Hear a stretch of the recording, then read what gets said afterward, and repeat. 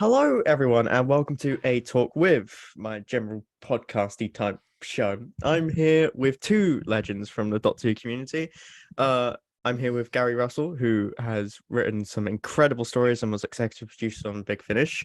Also, it's pretty much just in everything in every series. Like, genuinely, you've done so much, and recently worked on the Abominable Snowman animation.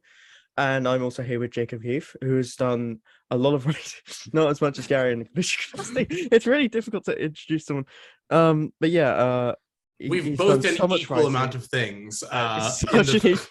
You've done so much brilliant art, so much brilliant artwork. You've obviously dabbling with Faction Paradox. I'm not sure how much I'm allowed to say about that, but of course, I will be as quiet as possible with that. But you also do it. You're our resident master expert as well. You've got so I many. try my best. With so many different timelines, it's almost confusing. And you're an uncanny golden tipple impressionist, and so many more impressions, of course. Someone has to. Yeah. How are you both? How are you both? I'm fascinated by your description of what we're doing as your podcasty thing. The specifics of that are quite amazing. I'm very impressed. It's a scientific term. Elegantly you put that. It's a podcasty thing, not a podcast. So my question is like, what differentiates it from an actual podcast? Are we not recording sound? I have no idea. It's just, it's kind of, it's unscripted, unedited. It's got very little. I've got ideas for questions in my head, but they're mostly just conversation starters. It's kind of podcasty, kind of interview type show, kind of. Got all those components weaved in a way. But so should you be announcing and saying, we are now live on podcasting thing, please do not swear, because that's going to be difficult. I'm not sure if I can manage that. Swearing is allowed. Not swearing is very, very hard. Oh, thank you, Lord. Jacob, which obviously is going to bring out all the sweariness. I've got an inner rage. Before we logged on, I rewatched all the parts of the War Games just so I can really work myself up. So for anyone watching who doesn't know, on Twitter, Jacob and Gary have this sort of a feud, as you put it. Conversation is what it was. I love how during this conversation, I believe it was something about the TV movie novelization that got re-released recently, and I had made an allusion to how it pertains to the Master's fate post survival, and then it went down a rabbit hole in which eventually it was revealed that the true Master that got executed by the Daleks was none other than the crap Maryland version played by Jacob Keith, which is a real incarnation. So ultimately, Gary Russell has been quoted on the TARDIS wiki, the forefront of Doctor Who news. But yeah, so of course, the main topic of debate there is not only the execution of the Master, but also the War Chief. The War Chief has come up quite a lot. We'll get on to that. First thing I want to ask, I want to ask you, Gary, is mainly just about your how you view your earlier work, because I believe at the BFI, which is where we met, and you were asked about Invasion of the Cat People, which you had some fairly strong words to look at, to talk about. Of course, I kind of want to just ask you about how, in retrospect, you look back at your early stuff, because I think every creative I've talked to has either said something really good about their earlier stuff or the complete opposite. But yeah, how does retrospect kind of, That's a very good question. I mean, unfortunately, there's about 450 potential answers to that. How do I look back on it with enormous pride, first and foremost, and a certain amount? It's like having kids, I imagine. It's sort of like even the annoying kid that's gone to prison and has sort of sullied the family name. It's still your kid, and you still want to pat it on the head and say, "There, it will be fine in the end." So I'm kind of like that with everything I've ever done. I say I also work very much on a principle. I mean, this doesn't relate just to stuff from 30, 40 years ago. This relates to stuff from 3 months ago. Is once you have done something, once you've created it, if you like, and it's out there for everyone to see, whether it's a book or a audio or a comic or a computer game or an issue of Doctor Who magazine or animation or a novel, they're there. You can't change them. You can't do anything about it. So there's never any point really in sitting down and going, oh my God, I'm going to be really upset because people don't like this or they do like this. And I don't care whether people like or dislike stuff that I've done, because there's nothing I can do about it. Yeah. And if they find problems with it, there is one exception to this, which I'll come to. But if they find problems with it, well, tough luck on me. I made a mistake. And if they like it, yay, that's great. But there's no point. I've no real understanding of people who sit down and look at stuff they've done in the past. I say, whether it's 30 years ago, whether it was 3 weeks ago, and berate themselves for work they did in the past that may not match their current expectations, because it's tough. Like, you can't do anything about it. You can't change it. So you have to embrace it and you have to love it or hate it. Luckily, I kind of like my stuff enough. I can see lots of flaws and faults and things in it, but they don't give me sleepless nights, because it's like they're out there. So the exception to this obviously was, as Jacob mentioned earlier, the TV movie novelization, which I did miraculously out of the blue. Suddenly had the opportunity to correct my 1996 Gary's complete lack of knowledge of America, and turn it into 2021's knowledge, Gary, who has been to all these places in North America that he wrote about and can now get it right. And that was a very nice thing to be able to do. But if someone turned around to me now and said, oh, we're going to reprint Divided Loyalties, do you want to go through it and change any of it? No, not in the slightest. If someone wants to reprint it, don't, thank God. But if someone wanted to, it would be reprinted warts and all. The BBC, about 10, 15 years ago now, God, it seems like yesterday, reprinted Scales of Injustice with a ridiculous, awful modern Silurian on the front cover. And they said, oh, will you do a new introduction? I said, yes. Do you want to change any of it? And I was like, no, because it's a book I wrote in 1996 and I loved it then. And I don't want to sit down, because if you unpick one tiny thing, everything unravels, and you end up, you might as well write a book, because you're going to sit there and pull it to pieces. I was lucky with the TV movie novelization, because they put some limits on me and said, you can do this, this, and this, but no, you can't sit and rewrite it from top to bottom. And that was quite handy. But no, if it was anything else, I would say, no, you reprint it exactly as it was. Because I will happily defend, I shouldn't have to defend, but I will defend anything I've ever done, because if you don't have the courage of your convictions now for the stuff you did back then, then you're a bit of a crap person, really. Yeah. And as Jacob will tell you, I'm obviously a crap person. I mean, honestly, like the amount of flowcharts that I have that end with, and then Gary Russell fucked it up. It really is astonishing. I was curious about this, because there is a big online community for Doctor Who. It's been that way since what, the 90s. But I like something that. What? Were you born by the 90s? 99. 99. I'm an infant. Children. Oh, I'm talking about books and things that were written before you were even dreamt of by your parents. You wrote Divided Loyalties just after I was born, and I'm fairly confident that it was a psychic insult. I was born, and you were like, "Oh, it's time." But that actually kind of comes to the point that I was thinking about, because like a good deal of, especially with sci-fi franchises, a lot of expanded universe content isn't like, it's not read by your average person that knows about it. A lot of it comes from like wiki browsing and from secondhand knowledge. And I'm just like, how does it feel knowing that your work is, people have a critical outlook on your work with having not read it and only like consuming it as if it's like documentation? You know what I mean?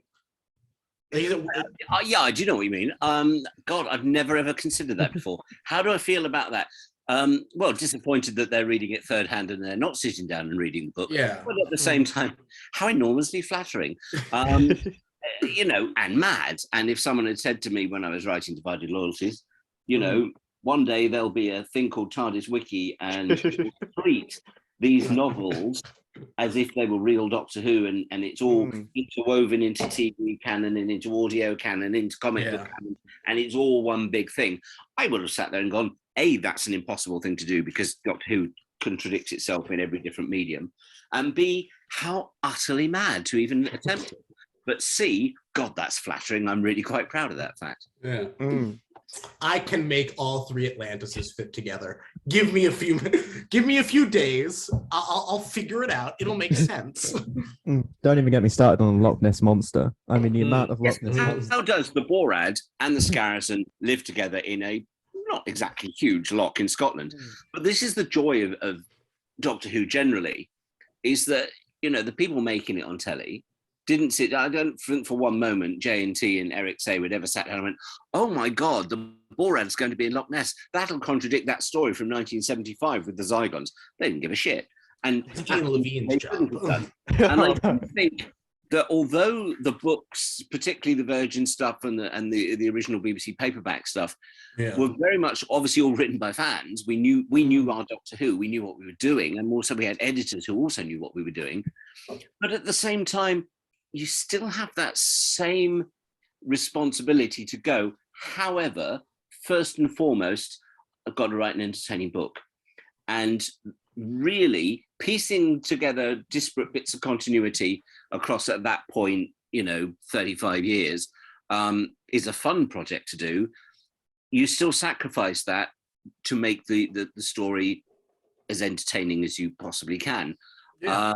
In my case, obviously wasn't entertaining enough, but that's what you do, and you can't afford to sit down and go, however, I'm going to tie myself in knots worrying about the minutiae of things, because at the back of your head, even as a Doctor Who fan, I sit there and go, that's somebody else's problem. If I create a problem with the Celestial Toymaker, or I create a problem with the Wirrin, or I've created a problem with Ice Warriors, I've done my damnedest to make sure I haven't done, because I know my stuff backwards. But at the same time, if something has slipped through, something has gone slightly awry, well, then for the next 50 years, people are going to invent TARDIS wikis trying to source it all out. and then they'll become writers. I think although it's always been, this happened a lot when the novels came out. It didn't just happen to me, it happened to every writer. That there would be these websites and things, we're talking about the formative years of Doctor Who fandom online, in which they would dissect all our books and say, this is clearly a reference to such and such. This is clearly inspired by such and such. And as writers, we'd sit and go, no, it bloody isn't. You're just talking out your ass. You're making stuff up. But they would treat it in a very authoritative way that would say, this is definitely what the author intended. And you think, I can assure you that is the last thing on earth the author intended. I've never read that book or listened to that album or seen that movie. Therefore, that is not a homage to anything in the life. I just wrote that because it was fun. And we all did that. We used to sit down, in the days of London fandom, and we'd go to the Fitzroy Tavern. And loads of us would just sit down and bring up this stuff. And, someone had usually printed it out and go, did you really mean this in your book? And whoever the writer was would go, no, of course I didn't. But people do this. They put 2 and 2 together. Sometimes they make 4. More often than not, they make 22. And it's quite amusing to sit back and you just go, well, that's the joy, isn't it, of being a Doctor? Oh yeah, it's such, see everything from their point of view. My only problem always with stuff is I love it when people do that. I get slightly antsy when they state it as a fact. Yeah, that comes back to you 20 years later when someone says, oh, I read somewhere that this is what you intended, and it's like, no, you read someone's mad interpretation of it. I never said any of that. But it becomes fan folklore that this is what you set out to. Or indeed, as people have said to me, I read an interview somewhere where you said X, Y, and Z. And I'm like, you bloody didn't, because I've never been interviewed about X, Y, and Z. But I can point you to the Australian website where they completely invented that. That happened an awful lot with Big Finish. I think there's such a But, joy to part of all it. these continuity errors and everything that kind of I personally love them. I love how the show constantly contradicts itself. It creates it's a mess. The show is inherently a mess since the day it was created onwards, and unit dating controversies and everything, all these continuity errors.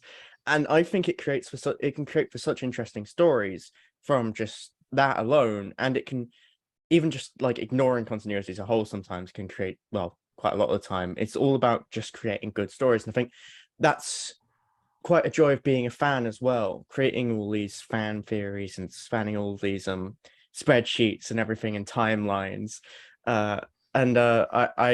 I work as, you know, I've created audios and stories and all that. Just some of them just, you know, like that, just looking at Doctor as a whole, and it's this huge mess. And I think that's one of the reasons I love it is because it's a huge mess. I think it's just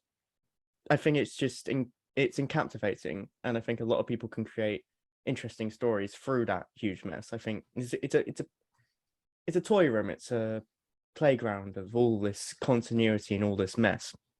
But yeah, and I think the Master in particular, of course, is a huge mess. But one question I want to ask Jacob is, how on earth do you do a Golden Tipple impression? Well, you see, the holy long walk to a small drink of water, Batman.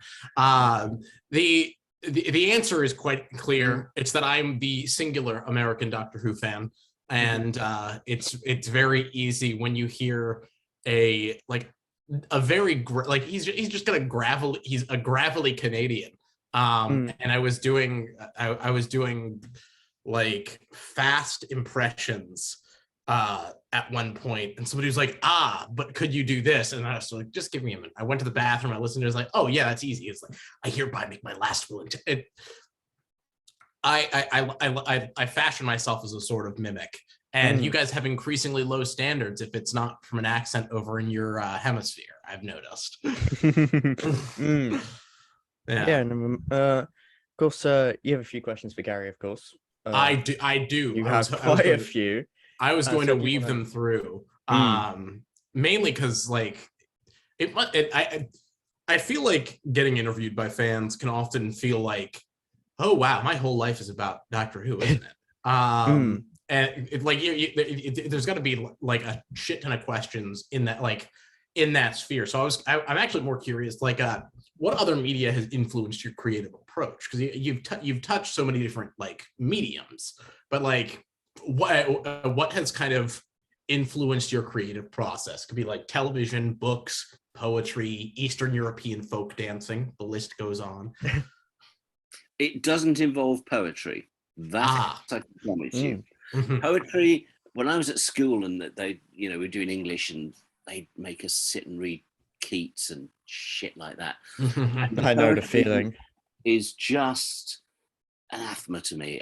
No, why have I got to read poetry? It's bad enough I have to read Shakespeare. I hated Shakespeare as well. I quite like Thomas Hardy, and I was a big fan of Wilkie Collins. So books shaped me from a very, very early age, because my mum, I was very advanced in reading. I could read quite well by the time I was 3. So by the time I went to school, my reading ability was streets ahead of everyone else when they were sort of 5 and 6. I was at a reading age of about 8 or 9. So it was the one thing I had, it was the only thing I ever had in my entire school life that was an advantage at that age, was that I was reading. So I was reading from an early age. So words, stories, narrative has always excited me. Television, but I'm from that first real generation for whom television was an art form. It was there. You wanted to work in television. So that was a big influence. Other than that, I mean, music has always been a huge influence on me. I am incapable of working. I can't write creatively, whether it's fiction or factual, without music in the background. It's just impossible for me to work in a vacuum. So music I've always been heavily into pop music since, again, I was probably about 7 or 8. And the other thing that has influenced me, which is the one thing I've never managed to break into is Marvel Comics. And I started reading Marvel probably, I would have been 8 or 9, I think. And I started picking up some of my brother's comics. And he was mostly a DC person, and I didn't like DC stuff. But then there was much more interesting Marvel stuff. And I remember he had a couple of issues of I think it was Doctor Strange, and I thought, oh, that's quite exciting. And then one day I walked into a shop and I found, which is quite hard to do in the UK in the 70s, it was a little news agent, and I found a copy of Fantastic Four 133, which has Ben, Grimm and Thundra fighting on top of the big Festival of New York dome thing. And I was completely captivated by that. And from that point onwards, and still to this day, read Marvel and have an entire room in my house, which is just my comic collection. And the Fantastic Four is my absolute obsession comics-wise. And the thing that is my biggest and only regret in my life is I've never been able to write the Fantastic Four. I mean, and I would have loved to write Fantastic Four because I know and love that family as well as I know and love Doctor Who. Yeah, I've never really met anyone who, because of course you mentioned doing poetry in school and not liking it. I did the same because we had to read 18 different poems and we'd only have 2 in the exam. There'd be 2 random ones, and it could have been the ones you were worst at. And it was all most of them were war poems. You had a few not ones. I don't understand why, but you had like the odd okay ones like Ozymandias, which weren't war related. But and then there was also Shakespeare, which I found just paralyzingly just boring. And the sonnets. I will give you the sonnets, but this is hurting my soul. The one we had to read was Romeo and Juliet, which it was just boring. Okay. Actually, I'm curious about this. How old were you when you had what grade? Or I don't know what the I must have been around 16, 17. And not that long ago, Jesus. But 16, 15. Because I over in the States, I'm a Shakespeare dork. I'm so sorry for you. The first time I ever acted was in a production of Much Ado About Nothing, which I was asked to do with the promise that my grade would get bumped up to an A if I did it. And I've been stuck performing since then. But Romeo and Juliet always gets taught for the wrong age group. In Midsummer Night's Dream, you really got to switch those 2 around, at least in my opinion. I feel like Macbeth would be the best bet because I do like Macbeth. That's probably one of my favorite. The Scottish play is considered his best work, but is that the first work that you should read? I'll get off my soapbox, I swear. I think there's a lot of Hamlet fans that might disagree with your suggestion that Macbeth is his best. Oh, well, yeah, maybe. But those Hamlet fans will have to find me first. Yeah,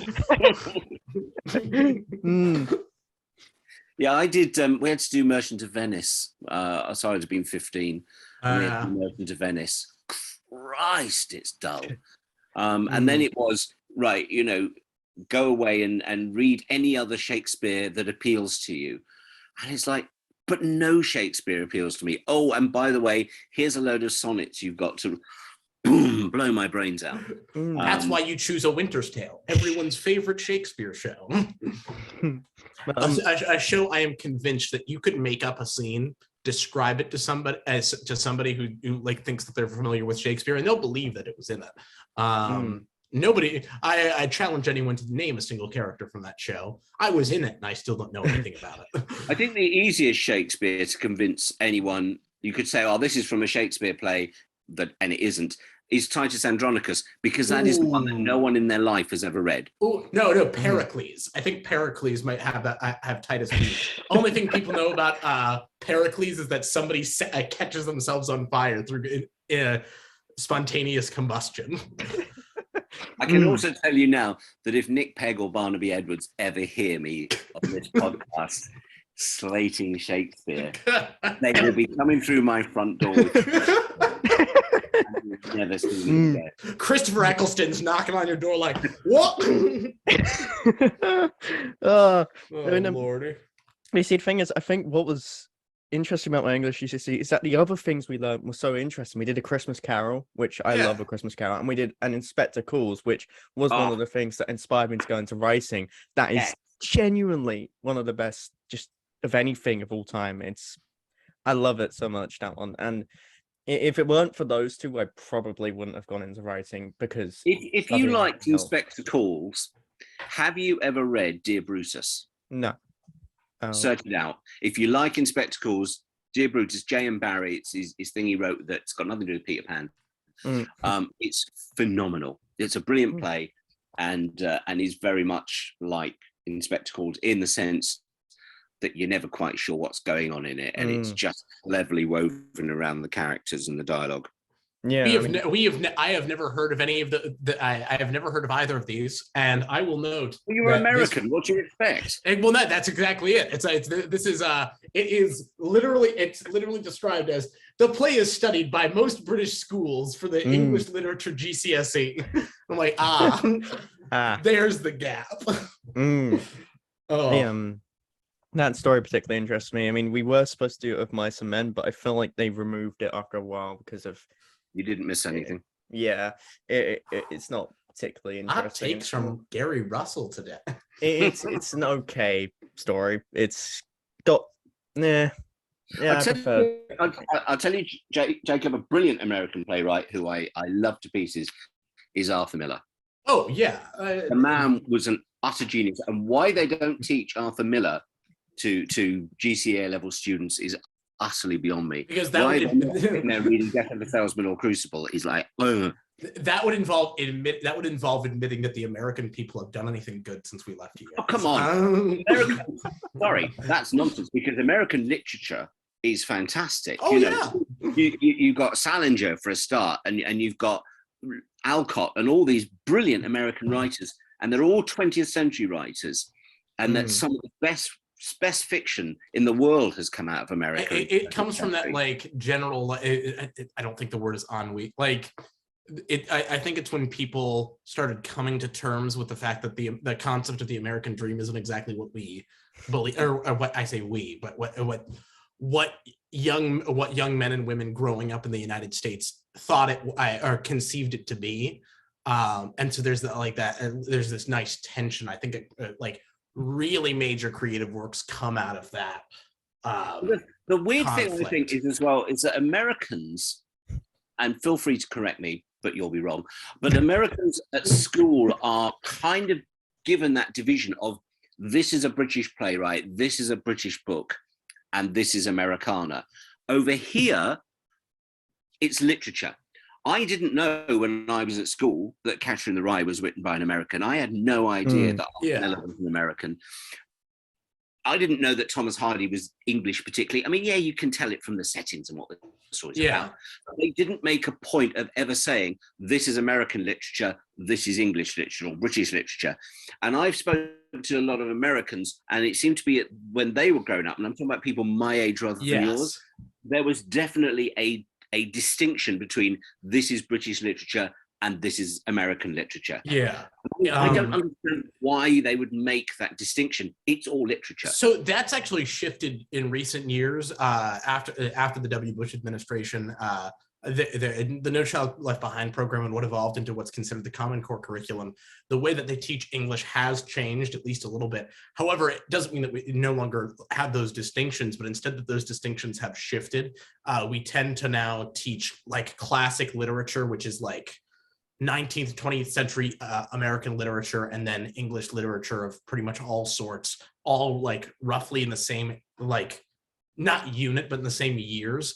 And then you have what they refer to as international literature, quote unquote, which is typically something that's like from an Arab author or an African author, stuff like that.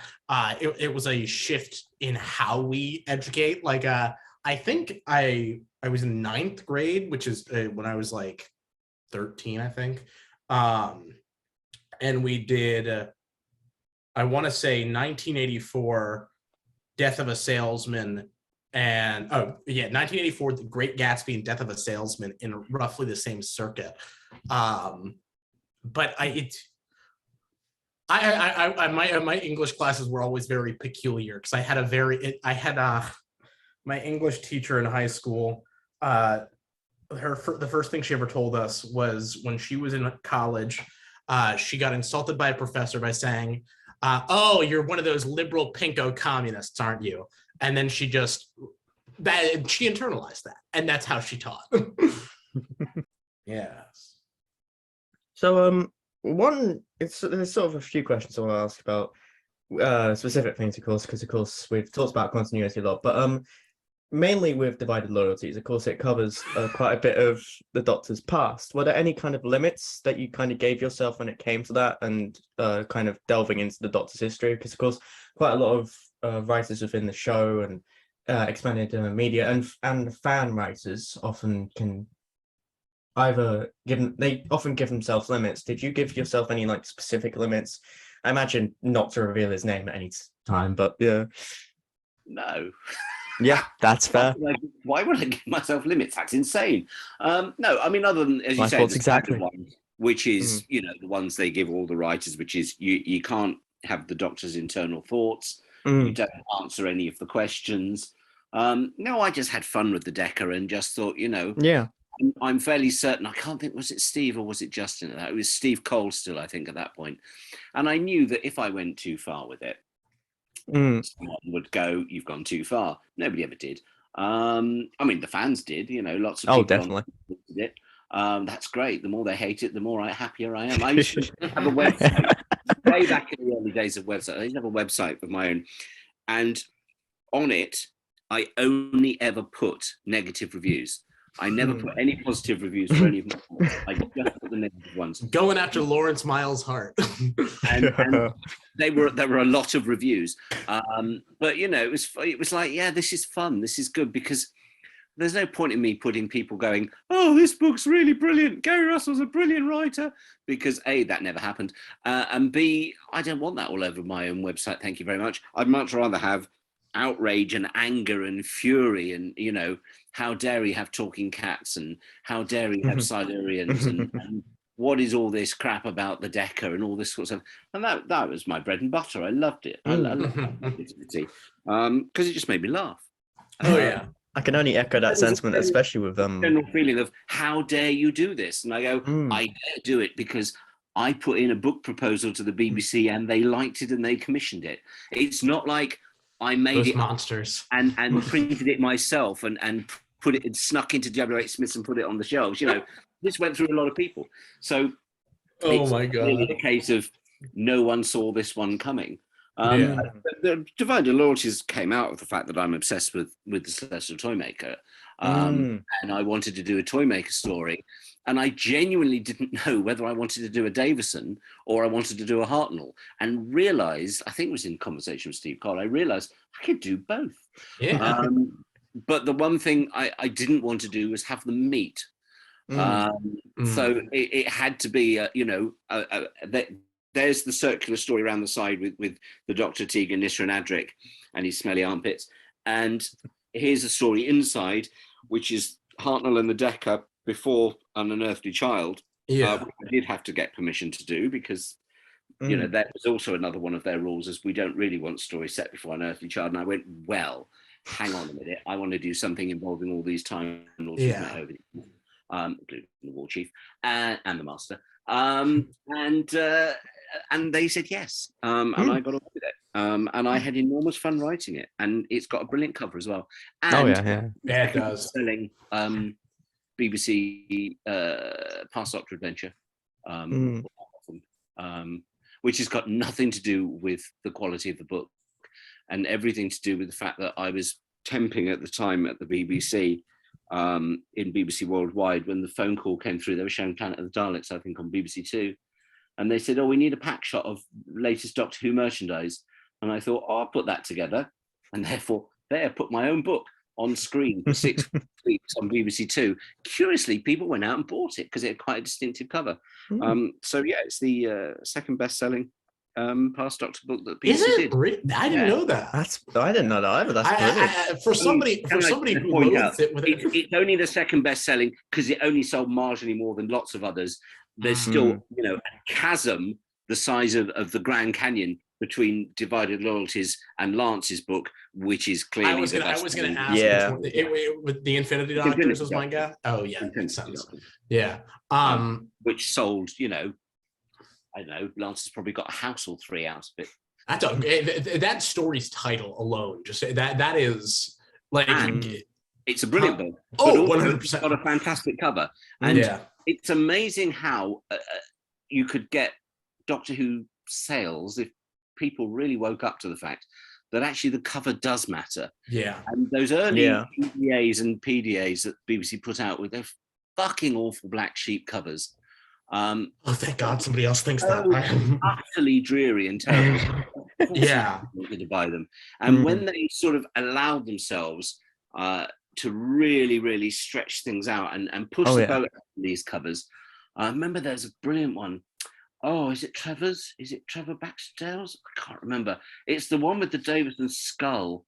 Oh, yes. And I know what you're talking about. Going, that is a good book cover. Yeah. That's going to sit on a shelf in W.H. Smith's or Waterstones, and people who aren't normally interested in Doctor Who are going to pick that one up. Yeah.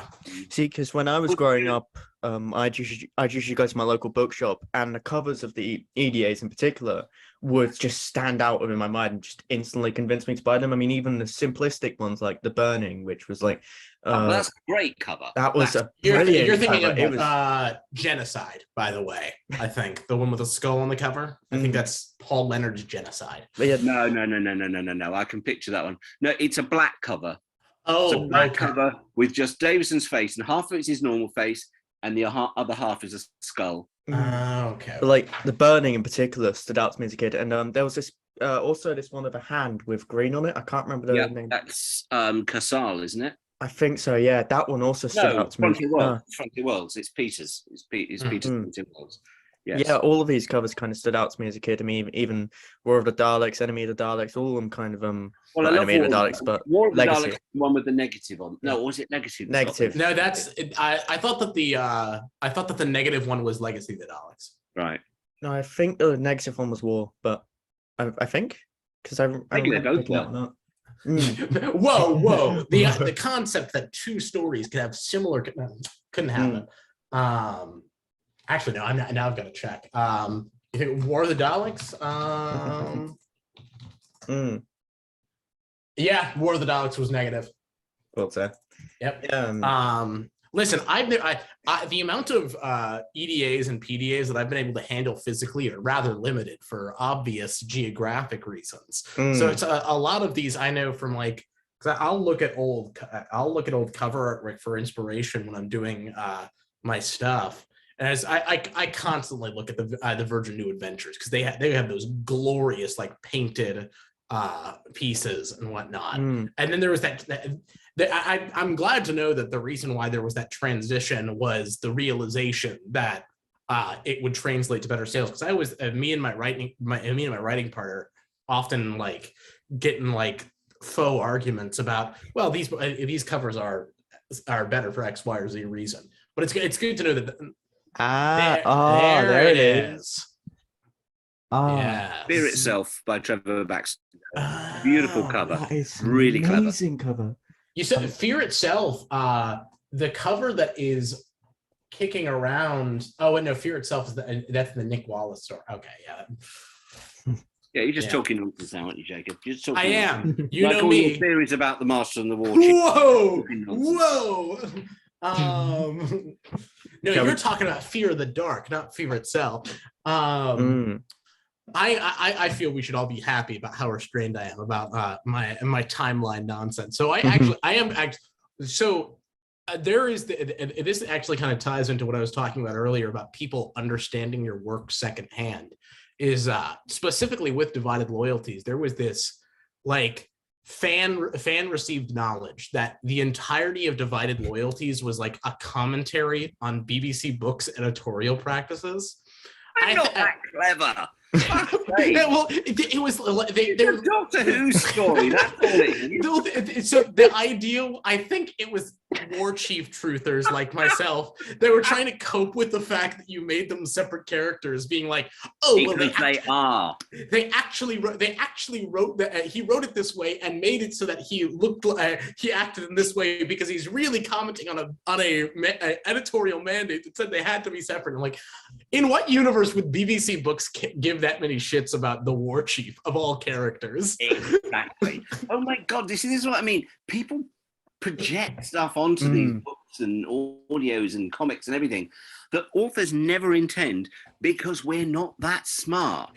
We're too busy writing a bloody good story. I think that goes back to English GCSEs as well. Like, they'll pick out like the curtain colors in The Christmas Carol, and I'll tell you that that's really a deep moment, that it reflects upon Scrooge. Like, they'll pinpoint these specific moments for you to write an entire like thesis on. I think that's about critical thinking. That's like I don't think any English teacher is operating. It's about interpretation. Critical thinking. How a book like Christmas Carol has been interpreted by different people in the 150, 200 years, whatever, since it was written. 150 years, isn't it?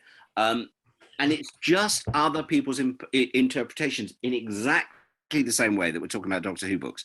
That, you know, at the moment you're very lucky. Lucky's the wrong word. You're very unlucky that you can talk to the writers of these Doctor Who books at the moment and say, did you actually mean that? And we can go, fuck no. We can't ask Charles Dickens, did the colour of the curtains in Scrooge's house, was that significant? Or did you just think, I'll write the word purple? I'm going to bet that he just thought, I'll write the word purple. Yeah. That's what writers do. This concept, this idea that every single work of fiction by every single successful author in the world is somehow full of symbolism. A lot of it probably is, but most of it is completely accidental and is the interpretation of generations of people reading this stuff and all trying to find something new to say about it because they've got to, because otherwise education gets stilted and we start learning the same things we learned 150 years ago. So to keep education moving, to keep it modern, everyone looks for different interpretations in works of fiction. And it's very amusing that it happens. I imagine if Charles Dickens would hear, he'd probably A, have a good laugh, and B, be very frustrated at all the things that people have said, this is definitely what he was talking about, because he's not been in a position for anyone to ask him. Having like definitive takes on authorial intent, it feels gross a lot of the time.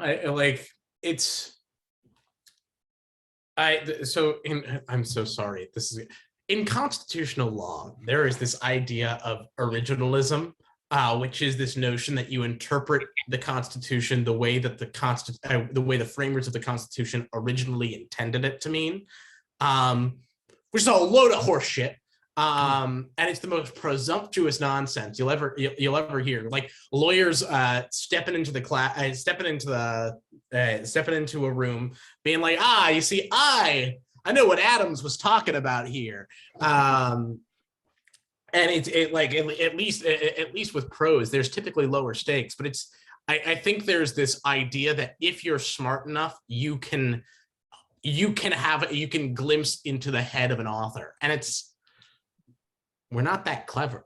We are mortal men.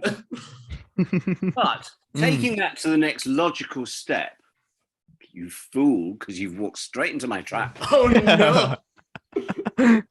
Bearing in mind that authorial intent, to use your lovely bit of prosaic nonsense there, and the author was alive until very, very recently, when Terence Dick says, no, the master and the war chief are two separate people. I haven't heard that. Why he's never said do that. You think, therefore, that they are the same person, and you've got the evidence of the guy that wrote it telling you that is not what was intended. They are two separate people. He's written books about them being separate people. No, he has. This is where the fun begins. I'm assuming you're talking about Time of Exodus, right? Yes. Yeah. Oh, it's like that's another, that again, this connects back to that thing I was talking about with like everything being told secondhand and third hand, is that people used to lie about the contents of Time Worm Exodus. And they'd be like, oh, well, Terrence Dix, he used the exact same language to describe the body that, the war chief's visage after the castle explodes as he did in the Terror of the Autons novelization. And that proves that the war chief regenerated into, the Edward Brayshaw regenerated into Roger Delgado. And people just buy into it. Because how many people are actually, what? What people? Mad people, clearly. Oh, you know, they are. We're Doctor Who fans. We're all mad. Because the guy who wrote them says they're two separate characters. That's the end of it. Oh, yeah. Nick says the Master is one character who he created. Yeah. And the War Chief is one character who he created. And he says they are two separate characters. Yeah. End of the line. There's no people just lied about it. They lied, and then people bought into it. I personally, so as much as I play up for the the audience, and by the audience I mean Twitter, I don't think I actually like. First of all, there is so much evidence to the there is evidence to the contrary that's pretty like anyone that tries to characterize Time Worm Exodus as Terrence Dix saying anything to the anything contrary to them being separate characters are lying to themselves, or they just haven't read the book. Which I'll admit, when I was a younger man, I hadn't read Exodus, and all I knew was the fan received wisdom. And then once I read it, I was like, they lied to me. Why would anyone on the internet go and lie to me? Why would they do that? I personally think it tells a fun story, but I also like, and it comes with a heaping cup of copium to actually say this was awful real intent. Although it does not help that like the novels for the novelizations for the longest time used to claim there were only 2 Time Lords that left Gallifrey, but then that would also include the monk, and I just don't want to deal with that. Oh yeah, let's not go into the monk and master connection. Oof. I mean, they're definitely 2 separate characters. That's for sure. Ooh, actually, so your choice to do Divided Loyalties was rooted in wanting to do a Celestial Toymaker story. Was there what part? What was your big influence on how you wrote the Celestial Toymaker? Because obviously the episode wasn't around. You couldn't have viewed the episode by the time, because you've been what, 3, 4 when it aired? Oh, I see. I thought you meant the existing episode. No, I never saw Toymaker when I was a kid. No. So I assume the novelization, right? Yes, I think it probably was the novel. No, it wasn't. No. I was into Toymaker long before. Novelization is quite a late on novelization. Oh, is it? I think I probably got slightly obsessed with the Toymaker when the Radio Times 10th anniversary special came out, and there was photographs in it that were in colour. Robot, and I was like, oh, that's exciting. I wonder what story that is. And then Peter Purvis talking about how he had to solve the toy gates or die, and immediately that kind of surrealism is something that appealed to me as a very young kid. I like surreal stories. So going into fandom really, and working out that there were these, it was Jeremy Bentham that coined the phrase oddball-esque, I think, for them. And it was like Toymaker and Mind Robber and things like that. And I was like, oh, these are the kind of stories I'm probably going to like. Yeah. And so, all we had in those days was everything we wrote about in fanzines and early Doctor Who weeklies, and a handful of photographs and a bit of reference material on these things. And so it became that things gained a mystique. I mean, I think the greatest example of things gaining a mystique was obviously Tomb of the Cybermen, which everyone thought, was going to be must be the greatest Doctor Who story of all time. Thank God it's missing. Oh God, it's turned up. Oh my God, it's terrible. And you suddenly go, yeah. If a lot of these 60s Doctor Who stories turned up, some of them would be brilliant. Some of them would probably be pretty crap. And that's how fandom was in the 80s and 90s when I was sort of being quite creative in it. And then I went to DWM, and so we had the audios, remember? And I used to sit down and listen to these really crackly, you could barely understand a word that was being said, Hartnell and Troughton audios on a shitty little 10th generation cassette that I had. But Toymaker fascinated me, and all I ever wanted to do was write a new Toymaker story, and that's what I did. Yeah, and the world is all the better for it. It's Genuinely good story. It's a great story in my opinion, and I love the toy maker myself. I mean, now of course we have a bit more of, you know, with telesnap reconstructions on YouTube and such, and novelizations and everything. And I do love this Celestial Toy Maker as a concept, and the Eternals I fear themselves. that if we ever saw it, it would probably be quite disappointing, because it's a great script, but I think the confines of Studio D Lime Grove would be in direct competition with the dreams and ideas of the writers and directors of that. Yeah, I'm quite sure that on screen it probably didn't look as good as they wanted it to. Oh yeah, I'm sure. Talking about it is unique in how many color photos we have. Like that's a good point. The set photos from it are stunning. But we only have them in a few locations. That's a good point. I mean, that's talking Jacob, about like Jake, sorry, I'm just going off on a tangent here. Jacob, whereabouts do you live? Baltimore. I'm slightly thrown by the fact you appear to have an electric kettle behind you. That's what I saw as well. There are very few American houses I've been into that have electric kettles. They're nearly all putting kettles on gas rings. I actually have an electric kettle, or I have an electric kettle at my parents' place, but that's actually my roommate's from China, and that's his. Although, like, I think electric kettles have become more common. I don't know the actual reason for it, but I use at my partner's place, we use a regular kettle. But I guess I've never put too much thought into it. Baltimore was the first place I ever went to in America. My first American trip to Baltimore, down on the waterfront. Oh, the waterfront is gorgeous. No, I live in downtown, so I'm right by the hospital and whatnot. I'm trying to think of the name of the hotel I stayed in, and Was it the Belvedere? Oh. You know, there was a ghastly murder there. Like a really one that No, wait a minute. I'm gonna go into this for a second. So this happened back in the early 2000s. I've been thinking about this for ages, ever since I moved here. So there's I'm so sorry. Go ahead. There's this beautiful hotel. It's called the Belvedere. Maybe you stayed at it. It's since been converted to apartments in the last 15 years, 20 years. But essentially what happened is this man, his wife is out of the city for a conference or something. And so they've got somebody taking care of the kids at the house, and the husband is there because he's still doing work, but he leaves in a mad dash at 1 o'clock in the morning, wearing flip-flops, with no real he gets a phone call, and he just rushes out the door. He's gone for a couple of days, and everybody's freaking out about it. He's got family from Florida flying up to Baltimore, mad search party going on, and nobody can find him anywhere.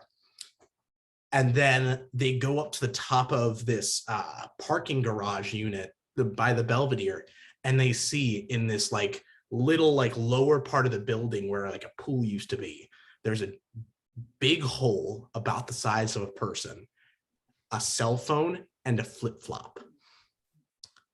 Now the weird thing is, so they eventually go into the building and they find his dead body in there.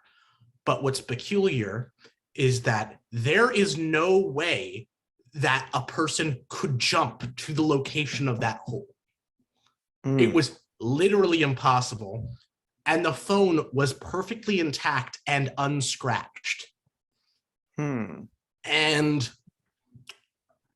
they find out that the last phone call he received was from the offices of the place that he worked.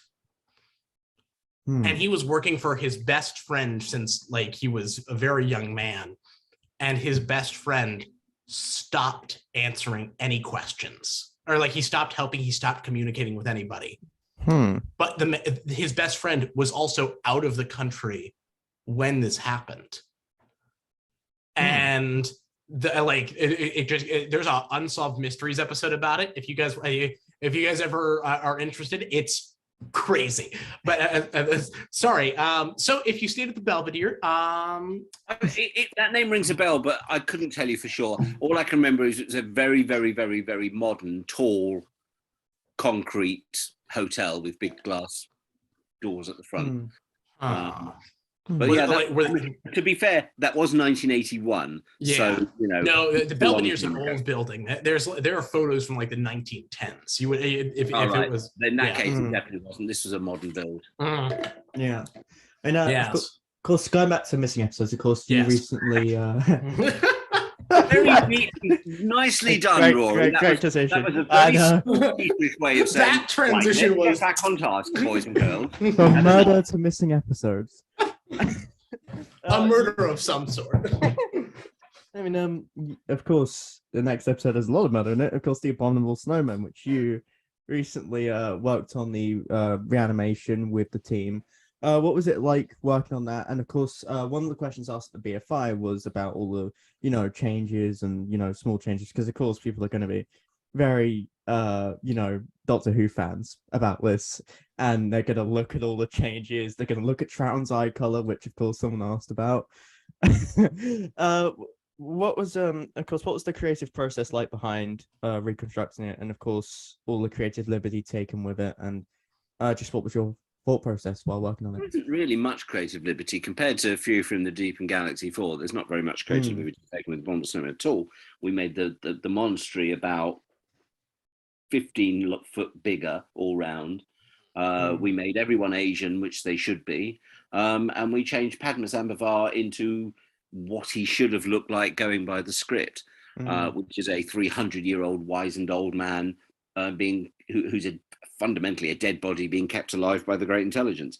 So we didn't really change very much about it at all. We kept the mood and the atmosphere, and Fury, we kind of changed the sets quite a lot because the originals was one room, and Galaxy 4 we pretended had been filmed on location in the Australian outback. This one I think I didn't know that. Quite restrained with. What's the process? But it's just me, really. In the case of all three of them, it's me. Basically saying this is what I want to do, and the BBC going, convince us, and I go boom, boom, boom, and they go, we're convinced. And then I go off and I talk to my designers and the animators, and Fury was a bit different because we had a much bigger team based in Australia, but by the time we came to Galaxy 4 and Abominable Snowman, it was just Chloe in Australia, and then David and his team, who were also in Australia but not connected, but they're the different company, and then it was India doing the animation, and me and my friend Johan here in Cardiff doing the initial character designs and everything, and then sending them over to India and saying, now turn these into our stylized form of animation. They did. Everything gets sent to the BBC at that point. They go, yes, yes, yes, no, change that. Yes, yes, yes, oh, I'm not sure about that. And that's how all of the three of the things we did, really. Web of Fear was slightly different because it was a different animation process, but the initial stuff with the BBC was the same.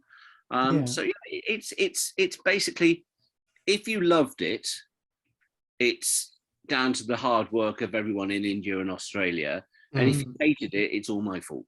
I think that's the best way to look at it, because I can't take any credit for the animation, and I can't take any credit for David's post-production and effects and editing and especially the grading, which is phenomenal. That's all down to him. All I do is run it all and spearhead it and come up with the initial script with, describing how I want the scenes to look and the changes I want to make from what was done originally. And if people don't like it, then the only person you can blame for that is me, and I'm quite happy to be blamed for it because I like it. Otherwise, it wouldn't be done. If I didn't like it, then it wouldn't happen. It's talking about the animations. It's always going to. Do you feel like it has like a bit of a depressing note after the recent news? I feel like No, I mean, yes, of course it does, because both myself and Anne Marie's team, who did Matka and Faceless Ones and Evil of the Daleks, we obviously wanted to carry on forever, although quite hard on these budgets. Oh yeah, so that was disappointing. But you know what, from my point of view, and I think also I speak probably for Mark and Jason here from Big Finish, we went out on a high. We went out on I think quite a good bit of animation, but more importantly, we went out on a good story. Of all the four that we did, so we did Fury, and then we did Web of Fear episode 3, then we did Galaxy 4, and now we've done Abominable Snowman. Abominable Snowman is streets ahead of all of them in terms of having a bloody good script at the heart of it, and a really, really good soundtrack. There's no getting away from the fact that Gerald Blake directed Abominable Snowman fantastically. And when you've got those basic fundamentals of a good script and good actors giving good performances, it makes your life a lot easier, whereas when you've got Galaxy 4 and Chloe and I, particularly Chloe, because she redirected Galaxy 4, we did our absolute best that we could possibly do with it, but it's a dreadful script. And it's not, I think I actually think the Dravins are really good in it. And Peter Purves and Maureen O'Brien are good. Hartnell is Hartnell in it, but it's not a great story for him because it has very little to do except the supercilious occasionally. But the trouble with Galaxy 4 is the story about 15 minutes into episode 1, and you've still got 3.5 episodes to go, and you're like, well, what's going to happen here? They're going to run around a lot. You didn't have that with The Abominable Snowman. It's a very clever story that moves on. Every single thing that happens in it moves the next bit of story on, and it doesn't repeat itself, and it doesn't go into that 6-part. Episodes 3 and 4 are usually a bit of a run around repeating stuff from episodes 1 and 2, which Fury certainly suffers from. No, I think Abominable Snowman, we were just lucky because we've gone out on a really, really good story, and I hope we've done it justice. There's an alternate universe out there where Abominable Snowman was like a Hammer film, you know what I mean? Like, well, it was. That's the irony, is of course that Hammer did do a film called The Abominable Snowman, in which Wolf Morris played the monk in charge. And I'm convinced that's probably why he was cast. But Abominable Snowman is one of 2 6-part Troughtons that I think are pretty much perfection in terms of storytelling, because they're not wasted. The other one being Enemy of the World, which again, there isn't a wasted moment in it. It's just clever. Whereas even things like, Web of Fear, and I do like Web of Fear, but there is a lot of runaround. There is a lot of repetition. There is a lot of, this is how we ended that episode, and now we'll just do the same again with this episode. Whereas Abominable Snowman and Enemy of the World just stand out streets ahead of almost anything else that was done in the 60s. I think they're brilliant stories. And the irony is, I would love to animate, or to have animated Enemy of the World. If that didn't exist, if that hadn't come back in 2013 and moving to the animations, that would have been the first one I wanted to do more than anything, because I have always loved Enemy of the World as a story. And it would have saved having to construct an extra puppet, because you got Trout in there twice. It would have been great. Well, you'd have actually had to, unfortunately, had about 3 different ones, because you'd have to have the Doctor imitating Salamander imitating the Doctor, plus the 2 characters as well. It's quite a large cost anyway. That tends to be the limit on how you guys, or that tends to be how you guys pick what story comes next. No. You see, you just did that fan thing of going, this is fact. I was gonna end with a comma space right question mark, but that was my way of trying to mine information out of you. The choice of stories of this batch of 6 stories that we did, it came basically initially from Mark Ayres. Because the BBC said to him, which have got the easiest soundtracks to clean up and which have got the best sounding soundtracks that with animation. So he came up with that list, and that's why we ended up. That makes sense. Complete sense. Looking back at the history of animations, of course, while this ends it doesn't really end on the depressing note, because if you look back at the history of Doctor animations, they sort of come out in bursts. You have like the Invasion and the previous animations in that style. What's the other one? It was the you have Invasion, the Reign of Terror, and then you have Nothing Else, and then you have Reign of Terror, 10th Planet, Planet. 4, Moonbase, and Ice Warriors.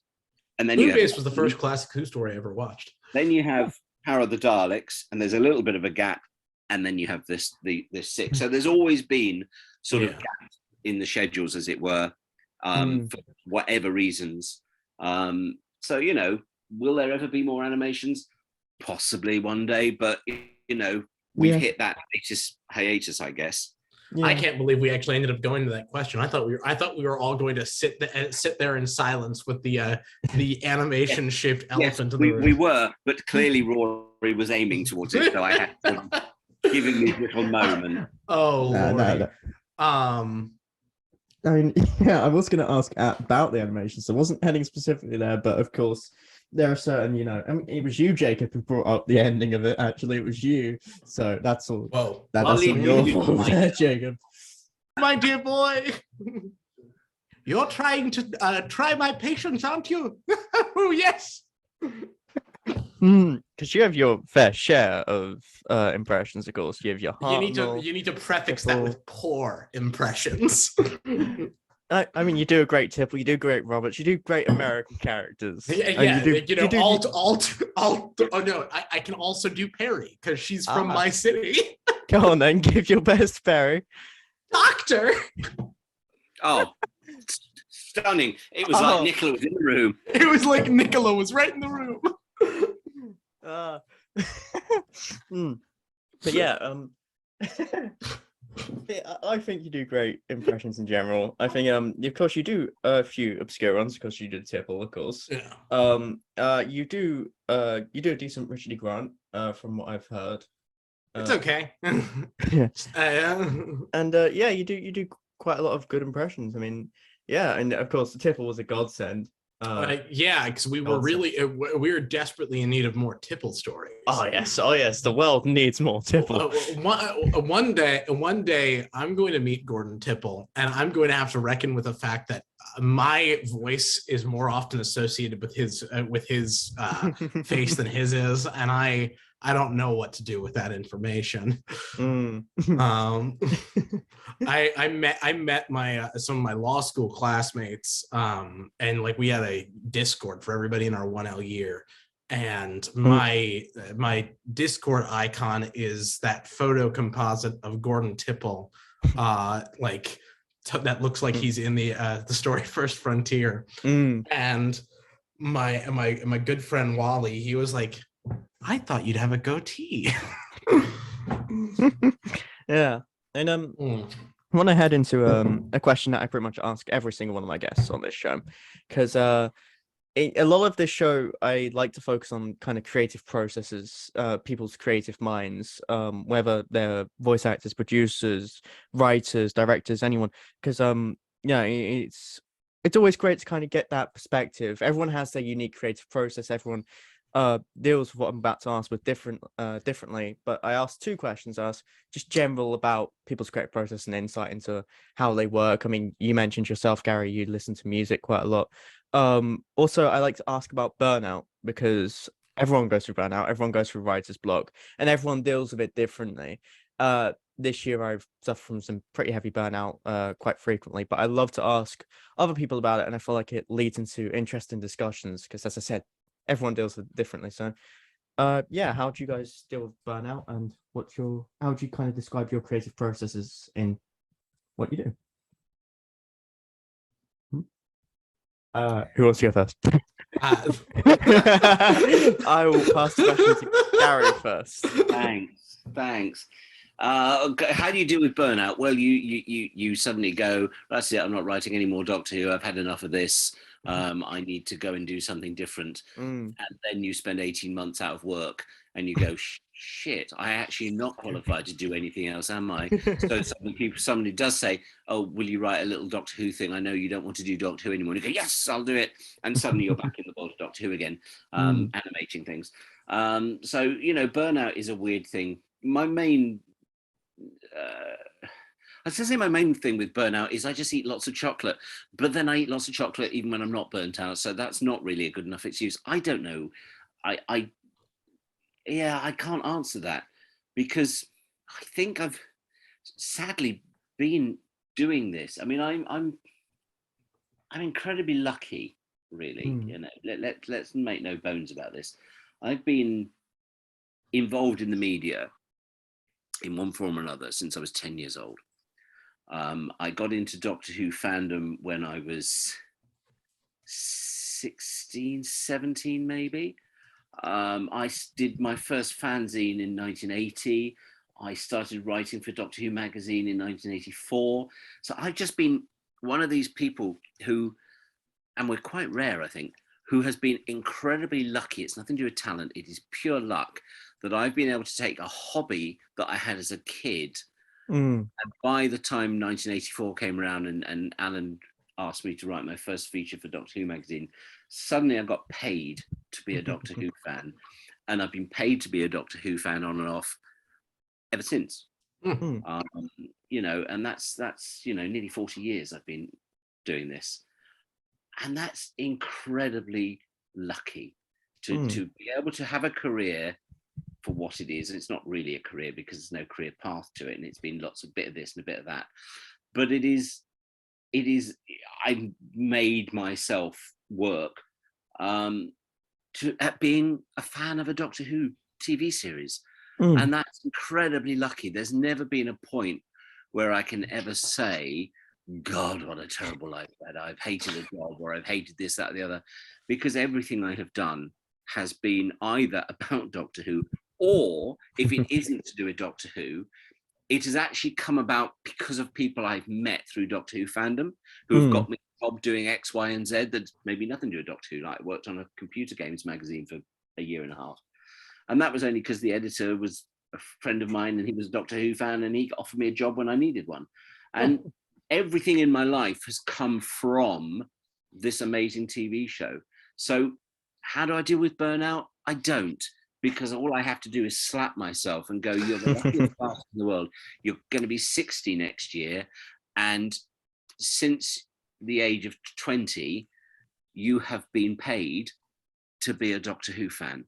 And that is astonishingly brilliant. And you know, you can't have burnout for that.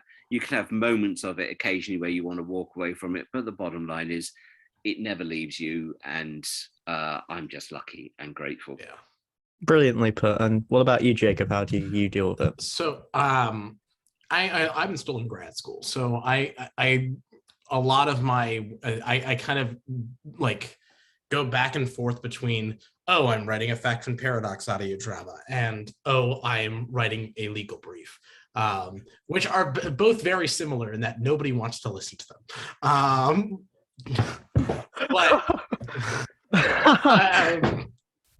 But like when I'm doing Burnout, I kind of like go to sleep, do a lot of sleeping.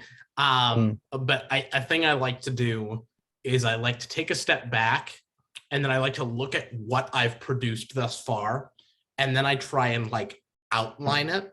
I treat a lot of my, because I'm not a fiction writer by trade. I am a fiction editor and I'm a performer, but in general, I'm not one to.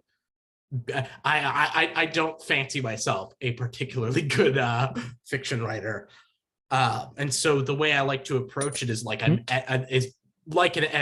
my own editor, and that's how I try and address things. I'm like, okay, structurally, how is this working? What is the reader going to care? Who's supposed to care about this? Like, I have a upcoming project that I have.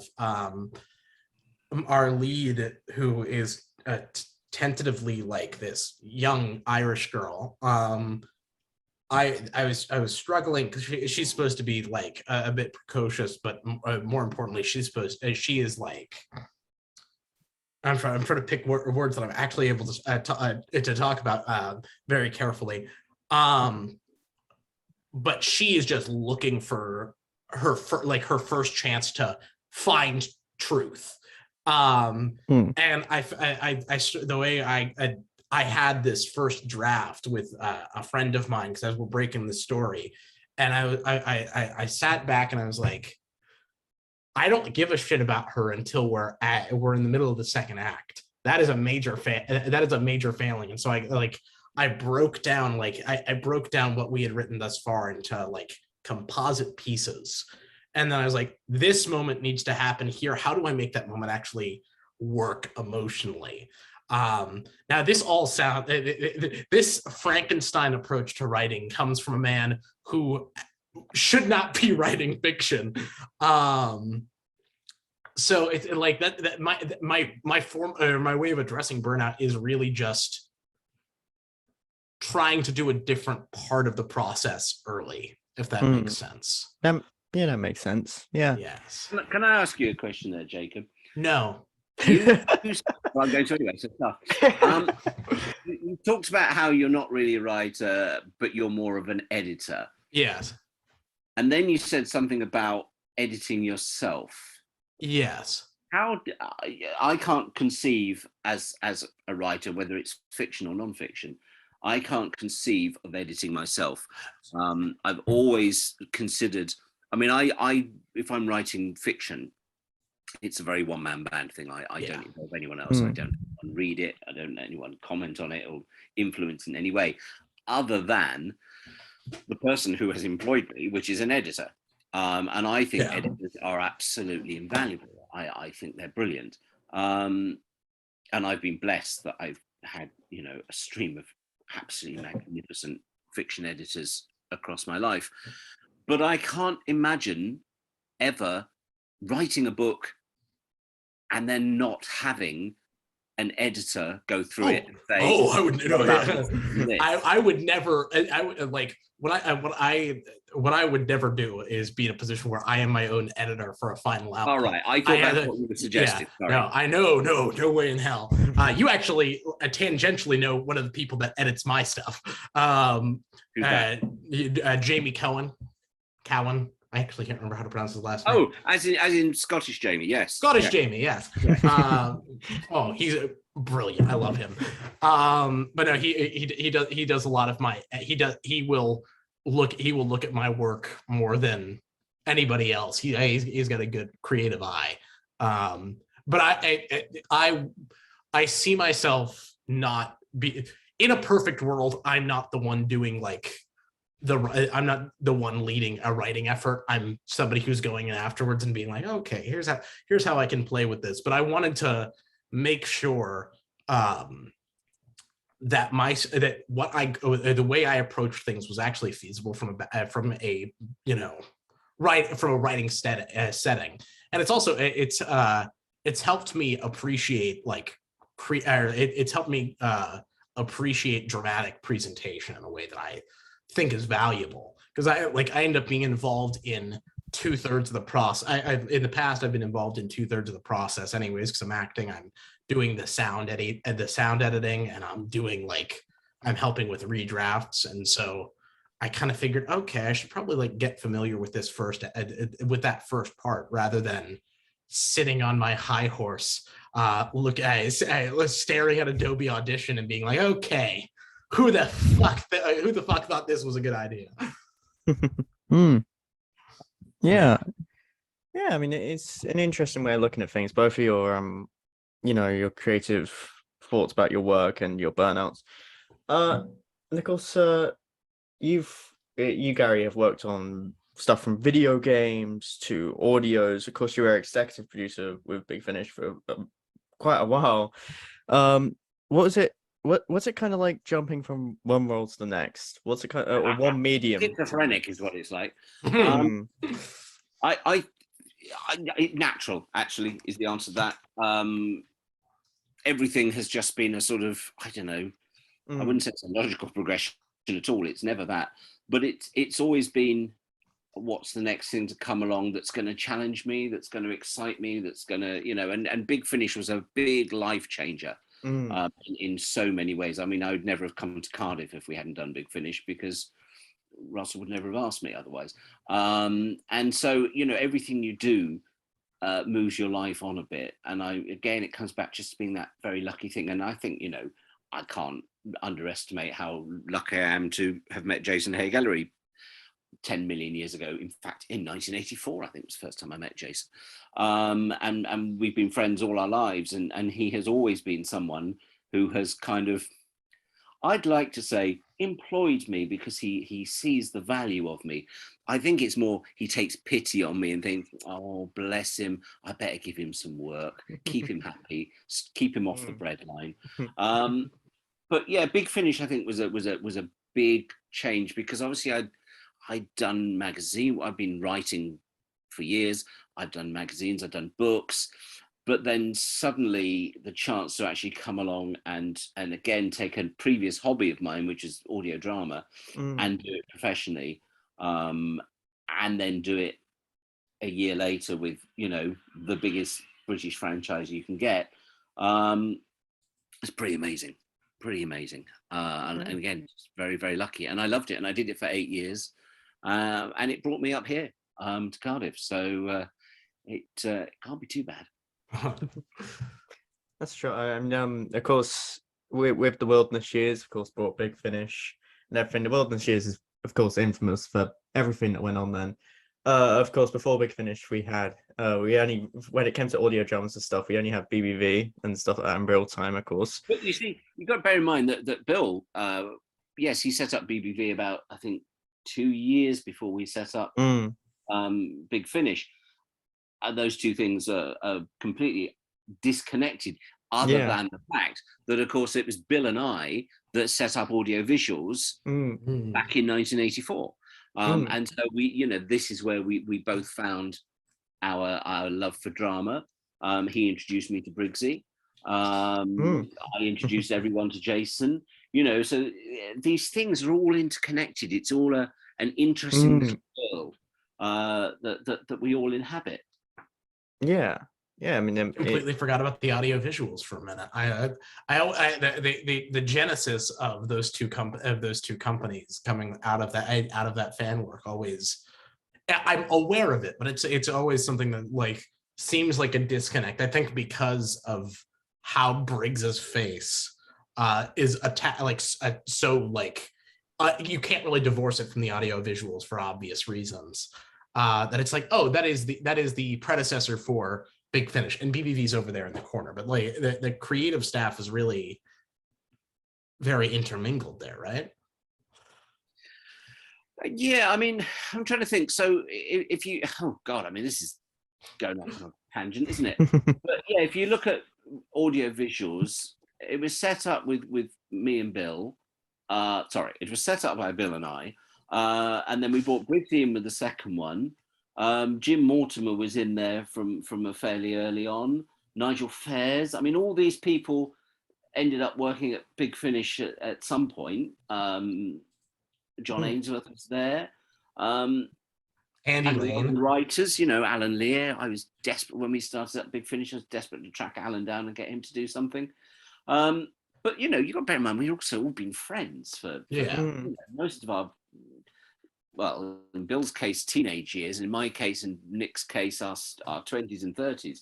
You know, we'd sort of lived out of each other's pockets for a very long time. So it was natural that we would stay in. And I do think that if Bill hadn't done BBV, when we started Big Finish, I'm fairly certain that Bill would have been in there at least directing a couple of them. But because of the way the two companies were, we were an official licensing, BBV wasn't, that there had to be that sort of unfortunate axe through the middle of it. And we all still talk to each other, obviously, but it meant that Bill couldn't work for Big Finish. You know, there's a little pang inside me that went, oh, he's that missing link, because he was there with Audio Visuals, and you know, it would have been nice. We got everyone else from Audio Visuals into Big Finish at least once. It would have been nice if Bill could have done something as well. But unfortunately, I think if we'd gone to the BBC and said, well, the guy that created BBV is going to come and work with us as well, they'd just gone. I think if you said the phrase BBV, I think that the door would have closed.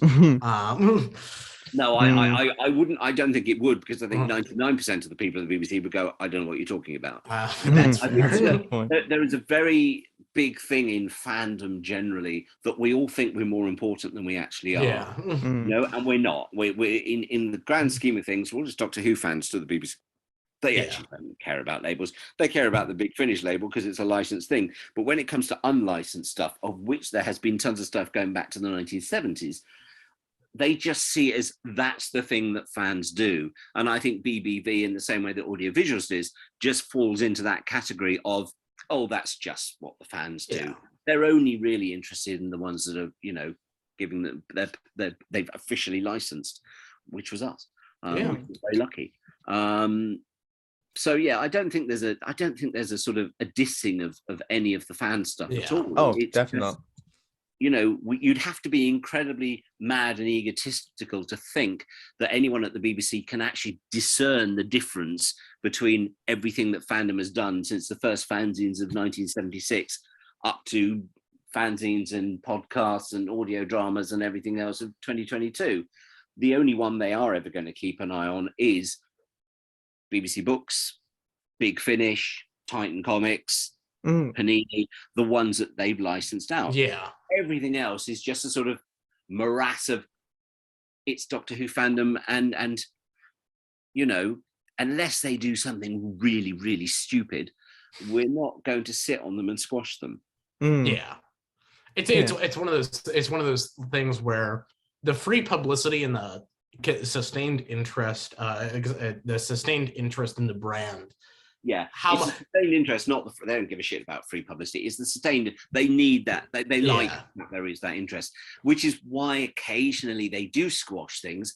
But the only reason they squash things is because idiots in fandom, and luckily there are very, very few of them, but there have been a couple who kind of, instead of going, we're having fun here, let's play together, stick their hands in the air and say, oi, BBC, look at us, we're doing something illegal, and ha ha ha, you can't do anything about it. And then we're going to make some money. Yeah. And then the BBC go, well, actually, now you've brought it to our attention.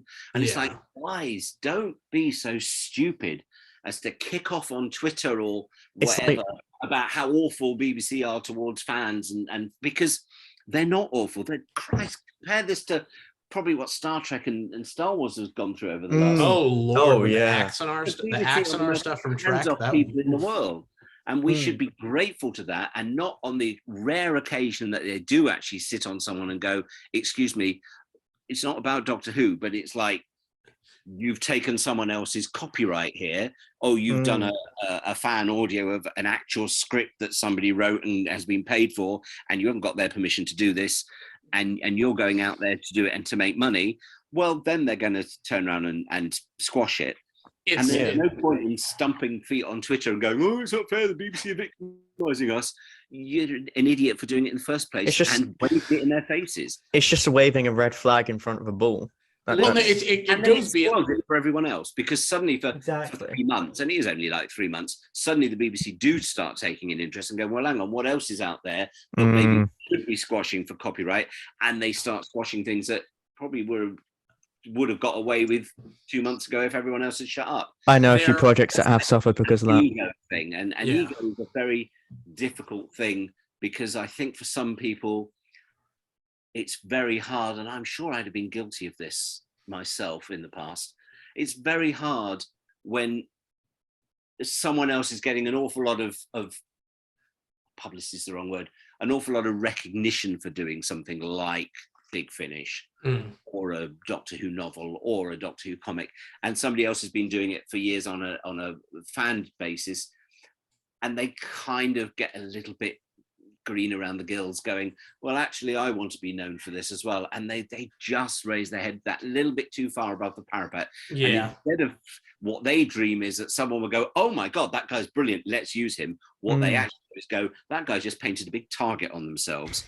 And they're an idiot, and we're going to go and squash them. And there's an obligation. There's a legal obligation to do this. If you can't, if you don't enforce your copyright, there's a chance. I don't know if this is the case in the UK, and I'm not a lawyer, and this is not legal advice. Don't let anything I say.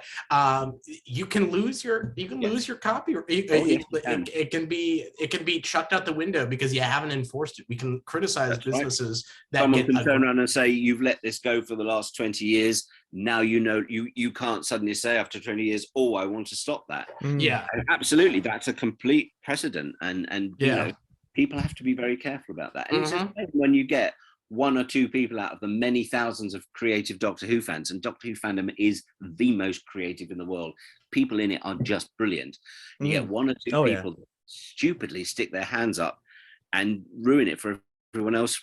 I mean, it's only ever for a few weeks or months, but it's just like, oh, come on, play the game, understand the game. I've spoken to a few of these sort of content creators that do that. I've spoken to fan creators, and I've seen other fan creations get taken down because of stuff like this, and people raising their hand and going against the BBC intentionally and trying to. I feel like in a way they're trying to boost. They're boosting their own stuff by saying, "Oh, we're either too much like we're trying to be the official show." And then that gets the BBC on them. We have to remember at the end of the day, if we're making fan content, we're fans. We exist outside of the show. When we're not trying to be the official content, we exist in. It's kind of, I don't know how to describe it. Beyond the aside the void, beyond the mind, the empty space that circles time, etc., etc. etc. And I feel like I've got tons of fan creators on this podcast and the show, and we've had a lot of discussions about fan films and fan audios, and I've made quite a few fan audios myself and everything, and it's all about just it's all about being a fan, not being this sort of you're not a company, you don't own the brand. And I feel like that's a constant reminder that people have to that fan creators have to remind themselves, because you're going to be, if you do go against the BBC, it's just going to ruin it for everyone else. So I agree. Say creators. I think we should say fan creators. There's that's creating it, them and us. We're all creators. It's just that some of us pay money to the BBC to be creators, and some don't. And I understand as well. Couldn't agree more.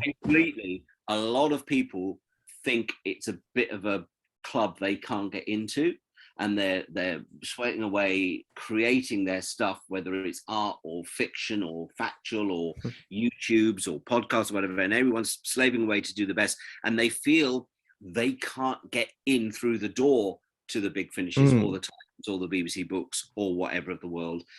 And actually they are wrong, because everything is noticed. And the people who are in charge of all of those things spot people, and they note people, and they sit down, and it might not happen immediately.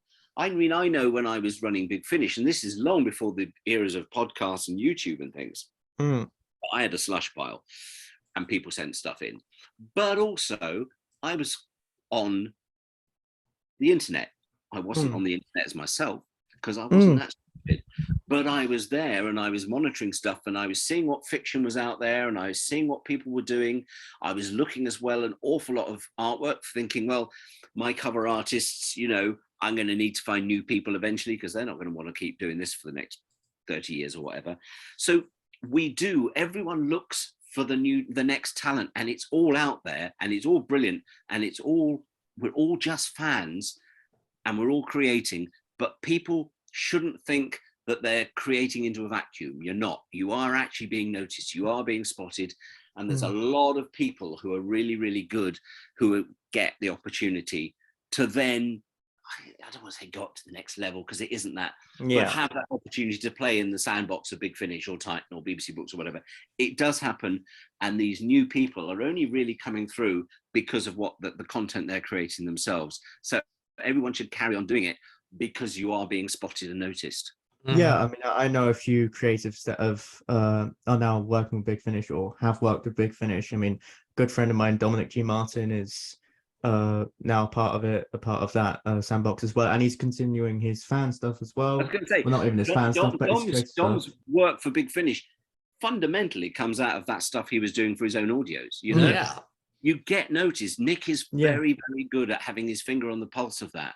And just looking around and seeing people, and that's what it's all about. It is the same thing but differently done. In my day, back in the 80s, it was all you spotted people through fanzines. So when I was editing DWM in the 90s, I was looking at fanzines and going, that guy's quite a good writer, that guy does good interviews, that guy does quite interesting features, needs a little bit of honing. And I would be going to fanzine writers and saying, do you want to do this? It's only a couple of thousand words, but do you want to do this for DWM? They're like, oh my God, great.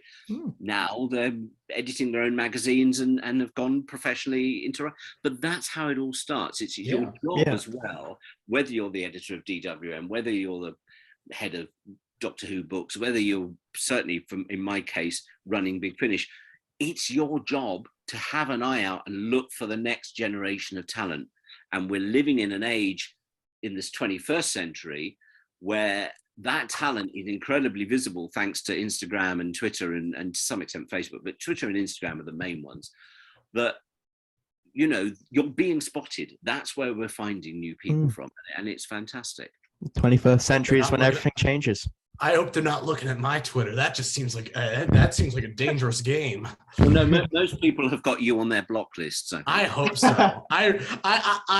Although I shudder to imagine what would happen if Briggsy was scrolling through my Twitter for more than a second. Other than the trout and colorizations, those seem to make it onto his Facebook page eventually. I don't know how.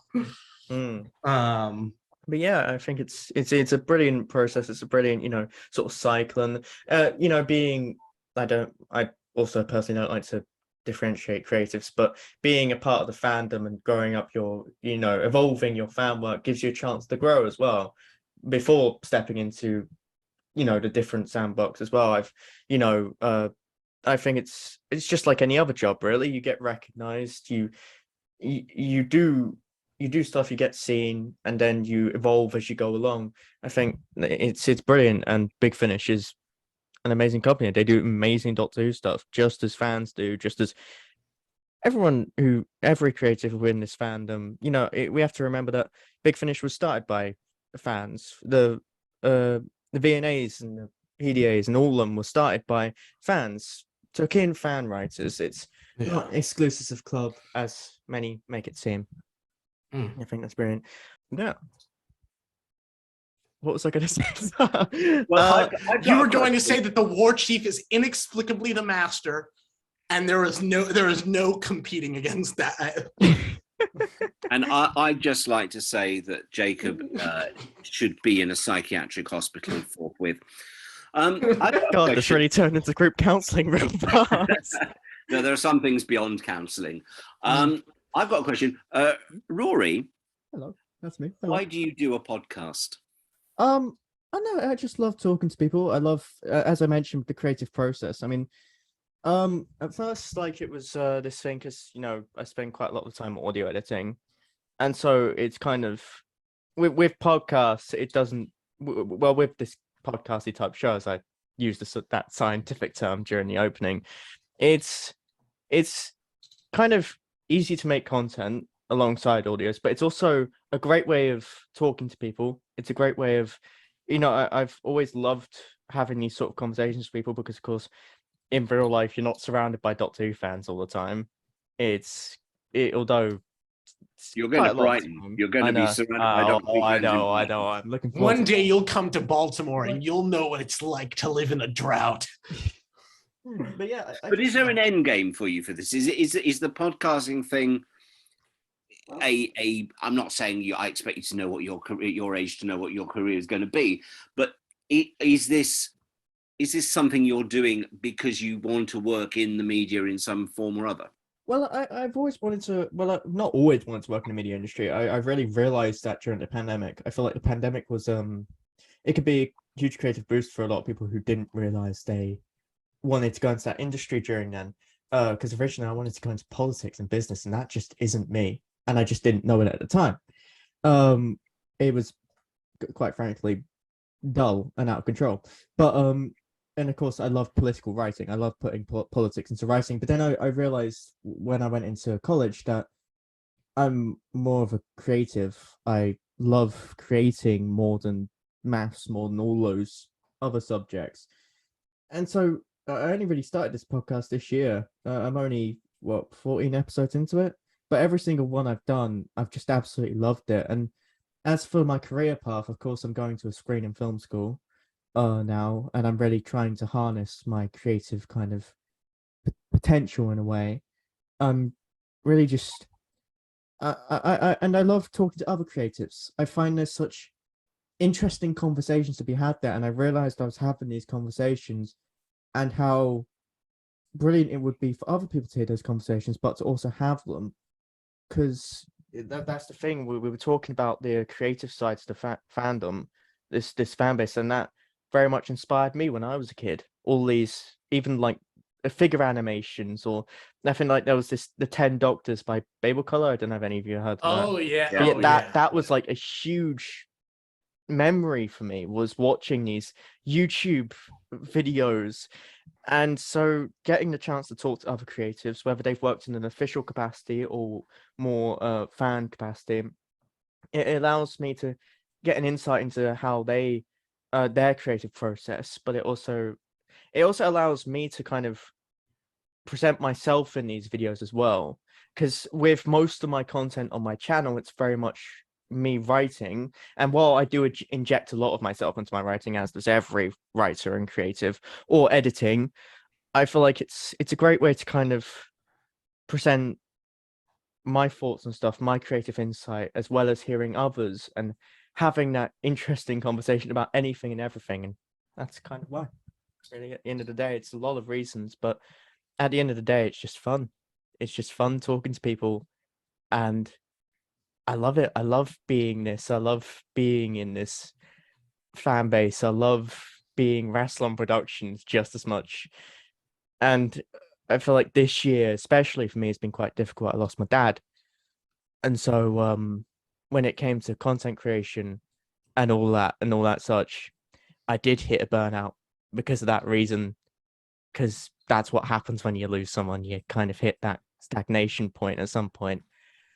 Then I realized I don't want to solely focus on that for this year or any year in future, and I want to hear what other people have to say about their work just as much as I want to talk about what I do, because I'm very passionate about what I do, and I'm very passionate about hearing what others do and listening and watching what others do. And yeah, it's a long, convoluted monologue of reasonings, but It's a good idea. You two things you said there, I think, are really important.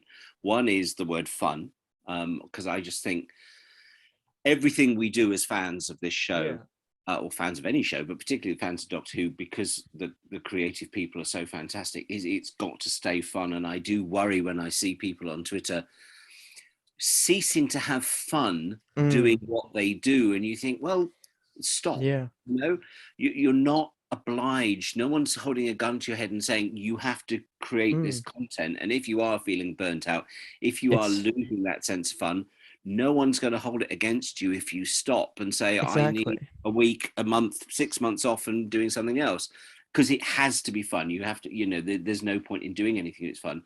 And you also brought up something which I hadn't really thought before, but it's a really, really clever observation, that of course the pandemic, if there's one good thing that came out of the pandemic, it is that fact that everyone sat down thinking, I've got to do something because I'm bored and I can't do what I normally do.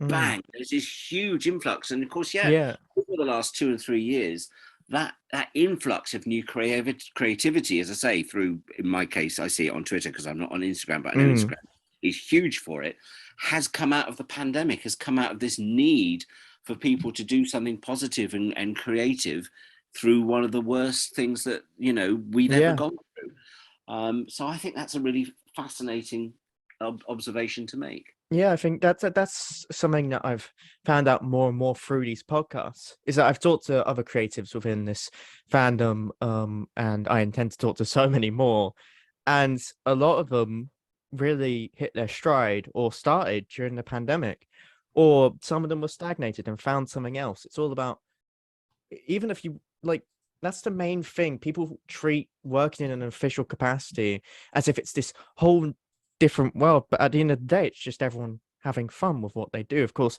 with an official capacity, you're earning money for having that fun, which is great.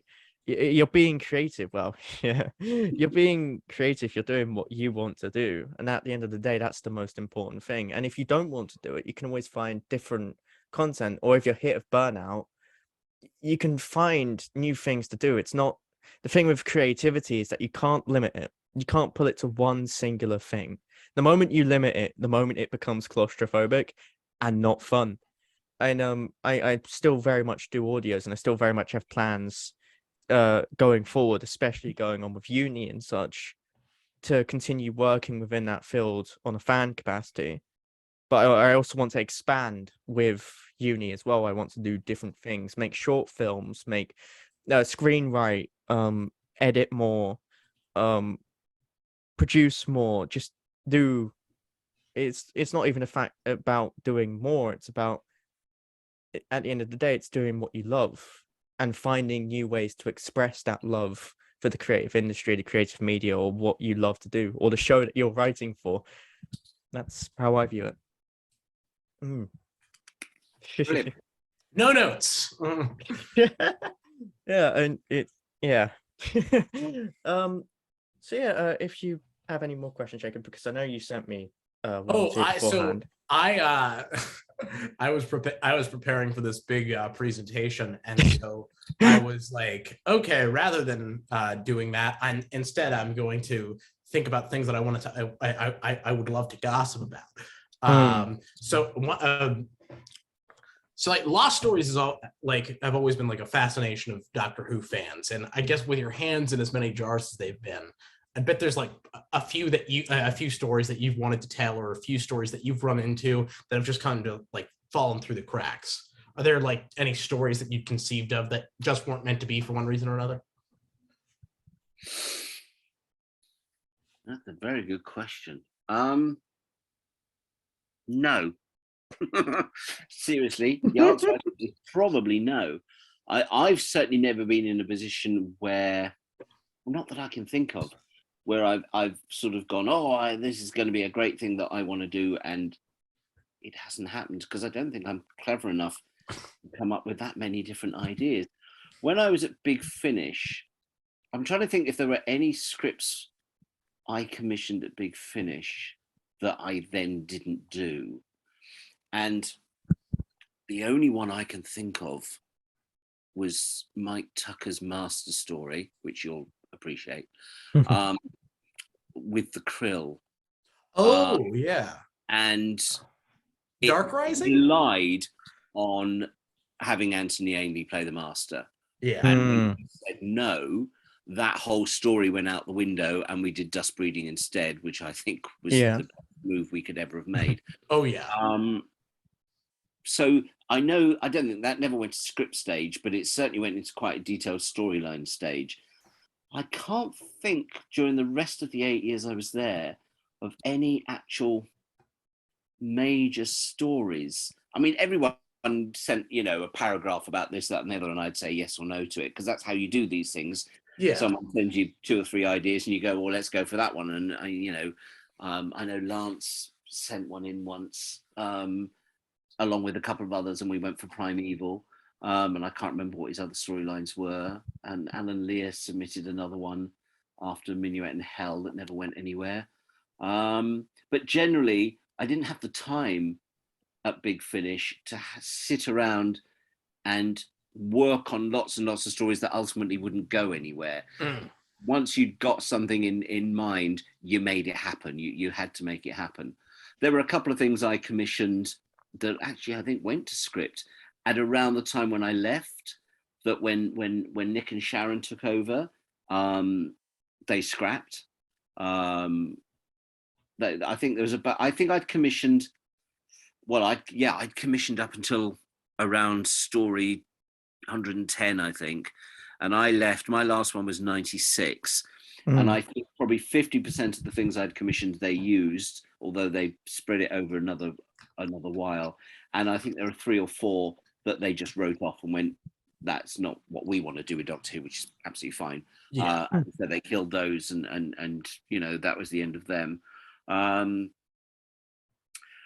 really, personally, in terms of submitting ideas for books or anything like that, I can't think. It's not because I'm saying, oh no, they've never turned down anything I've done. It is genuinely, I'm not clever enough to come up with that many stories. So anything I've ever come up with has tended to be my focus. And so I've made it work for them. I wish I was clever enough to say, I've got a shoebox here and it's full of unused Gary Russell story ideas.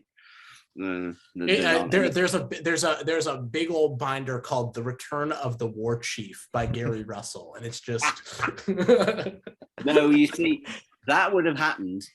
Actually, it wouldn't have happened, but that would have happened if Edward Brayshaw had still been alive. Oh yeah.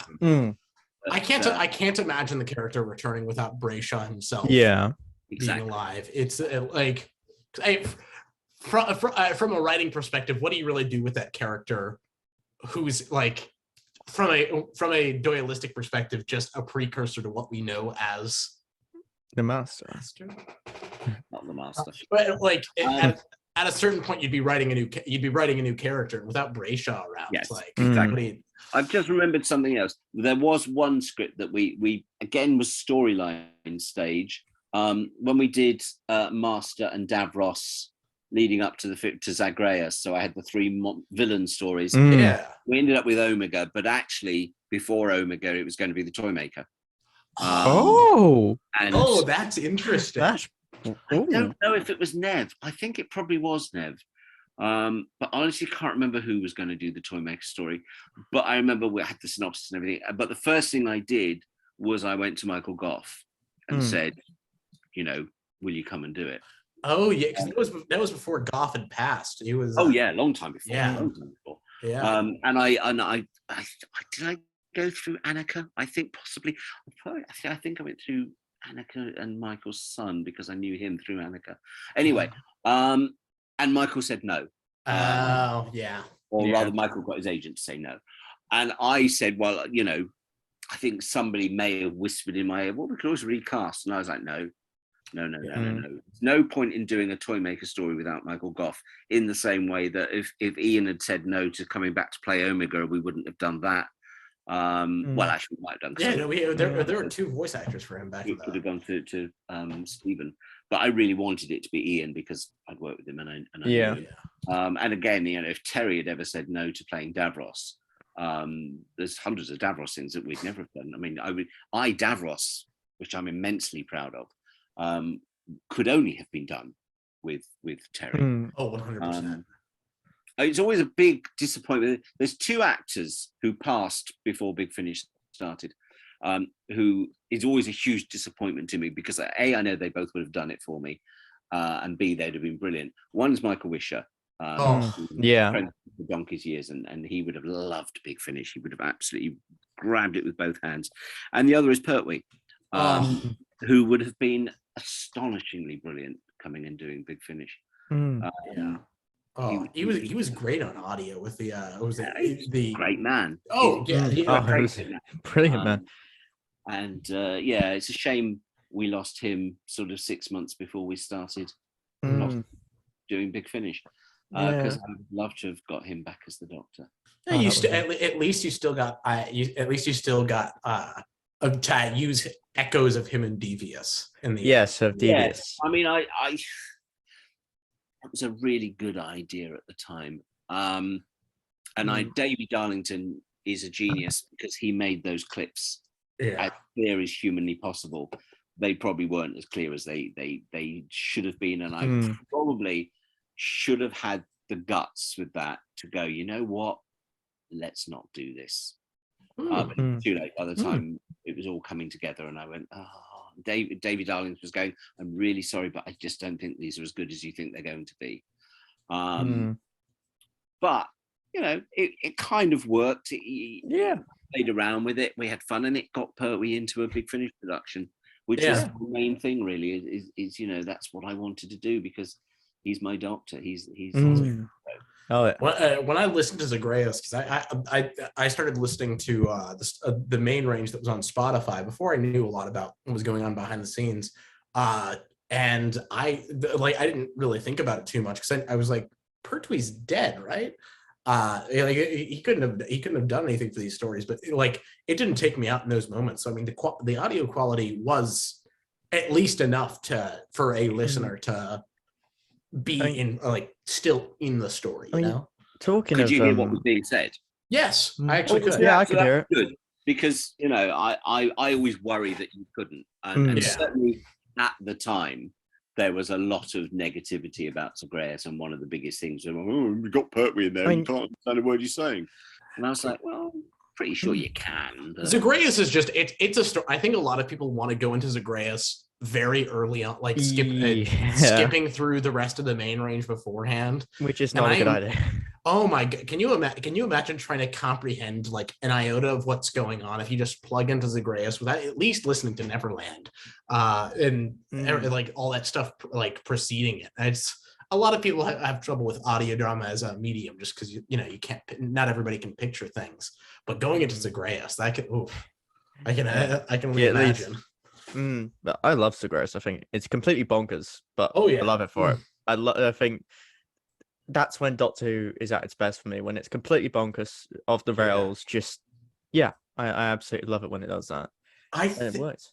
Did you, Gary? I don't know if you saw. I don't know if this has gotten onto Twitter yet. There was this big old like collaborative retelling of Zagreus, done in prose. Do you remember who organized that, Rory? Was it? I don't know. Was it there was a? I know there was a parody version of it. Yeah, it was Zagreus 2 by Plum Pudding. It's Plum Pudding. It's Zagreus 2 by Plum Pudding, and it's like a it's like half a retelling of Zagreus, and it's you're gonna.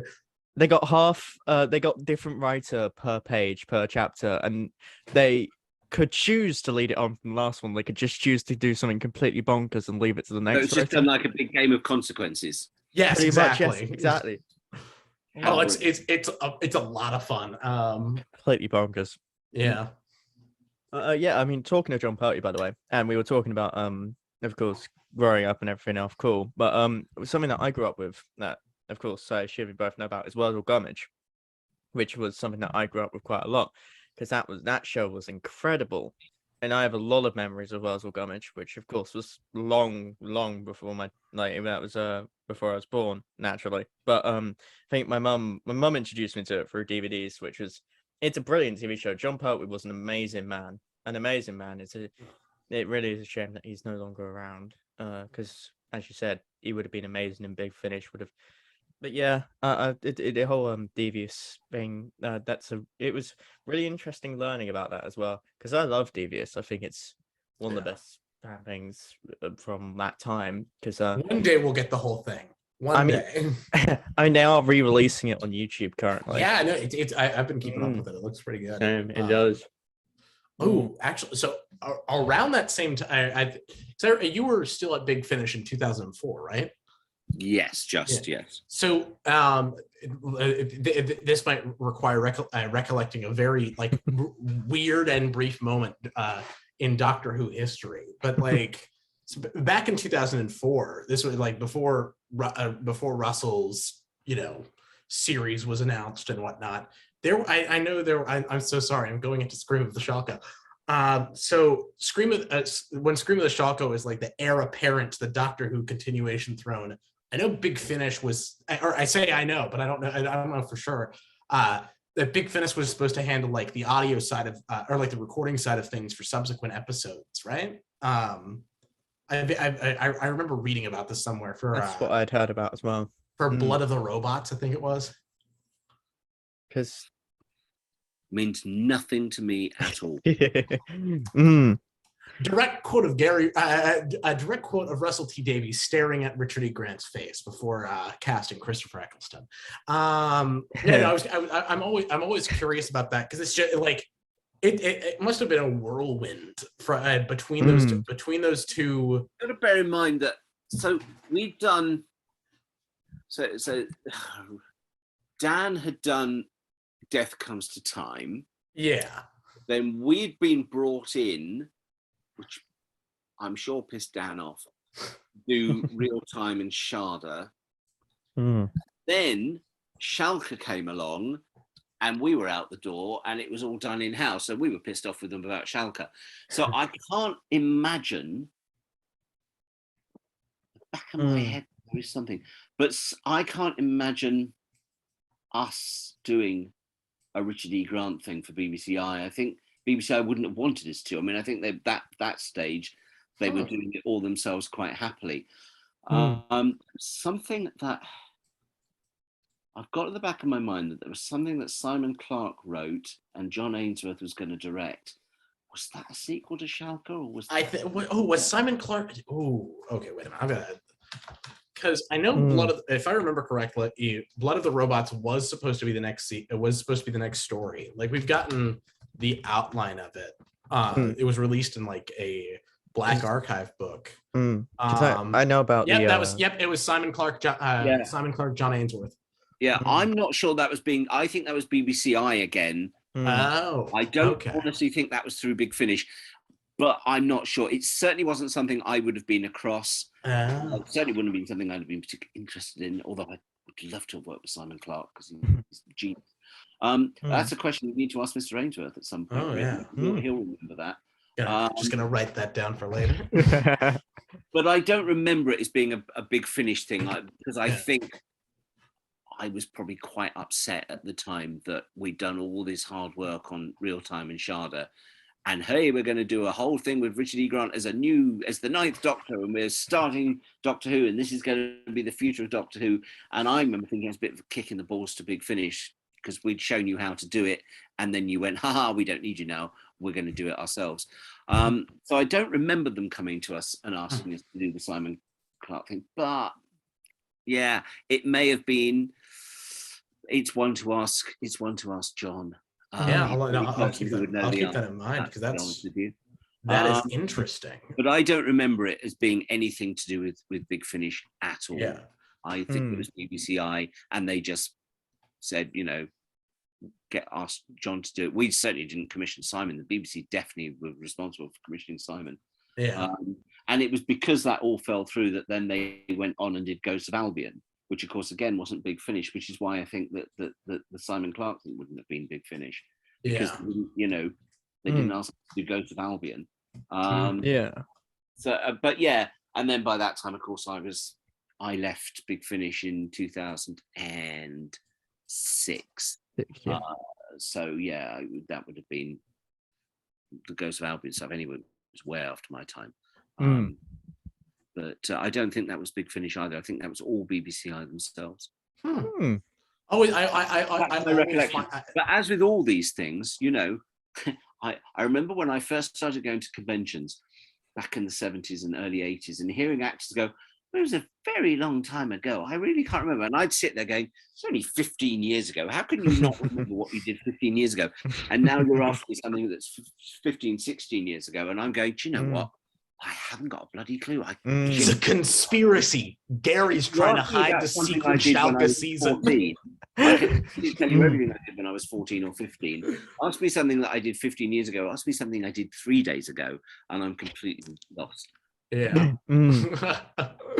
Because at conventions you get the most specific questions, and that's people going to conventions. It's genuinely just don't ask about specific episodes to actors who are 80 to 90 years old. They will not remember the titles to these specific stories that they did. I mean, Tom Baker is a prime example of that. He can't remember. In interviews, he's asked about the 5 Doctors. Why didn't he appear in that? Like he's going to remember that, or like all of that. I mean, possibly. It was because he was stuck in a sodding time vortex again, so he couldn't assist us. But yeah, on that note, I suppose, that's. I think that's I think that's. We've covered pretty much all bases. Do you have any questions for us, Gary? No, I've asked Rory the question that was burning on me about why he wanted to do what he's doing. So no, I'm very happy. Lovely evening. Thank you very much, both. Thank you. Thank you. Yeah, thank you guys so much. And I think a final note on that question you asked me is that a lot of people see, as you mentioned earlier, creatives as these kind of, these beyond people in a way, beyond artists, beyond creatives. It's nice to bring creatives and anyone and everyone onto this show to kind of discuss creative processes and discuss creativity, etc., but also you get a human side. You can introduce, because people can often elevate creatives and people a lot more than strictly necessary, even, because at the end of the day we're all really having fun. Worth elevating, I can tell you that. We're all having fun. That's it at the end of the day, and it kind of, that's what this podcast is about, fun. And And it's been a pleasure having you both on. If there's anywhere you can people can find you, by all means, I'll pass over to Jacob first. If it's anywhere people can find you, just say now. At No Not the Memes on Twitter if you want to see my really, really bad takes and some pretty okay colorizations. And if there's anything you want to promote, Gary? No, I mean, I just sit on Twitter at Twilight Streets and usually talk nonsense and frequently talk about dead people, which is quite bizarre, really. But no, and I don't do Instagram or anything like that. So that's completely fair. Anyways, thanks for watching, everyone. Make sure to subscribe and yeah, bye. Make sure to like and subscribe to the official Doctor Who YouTube channel.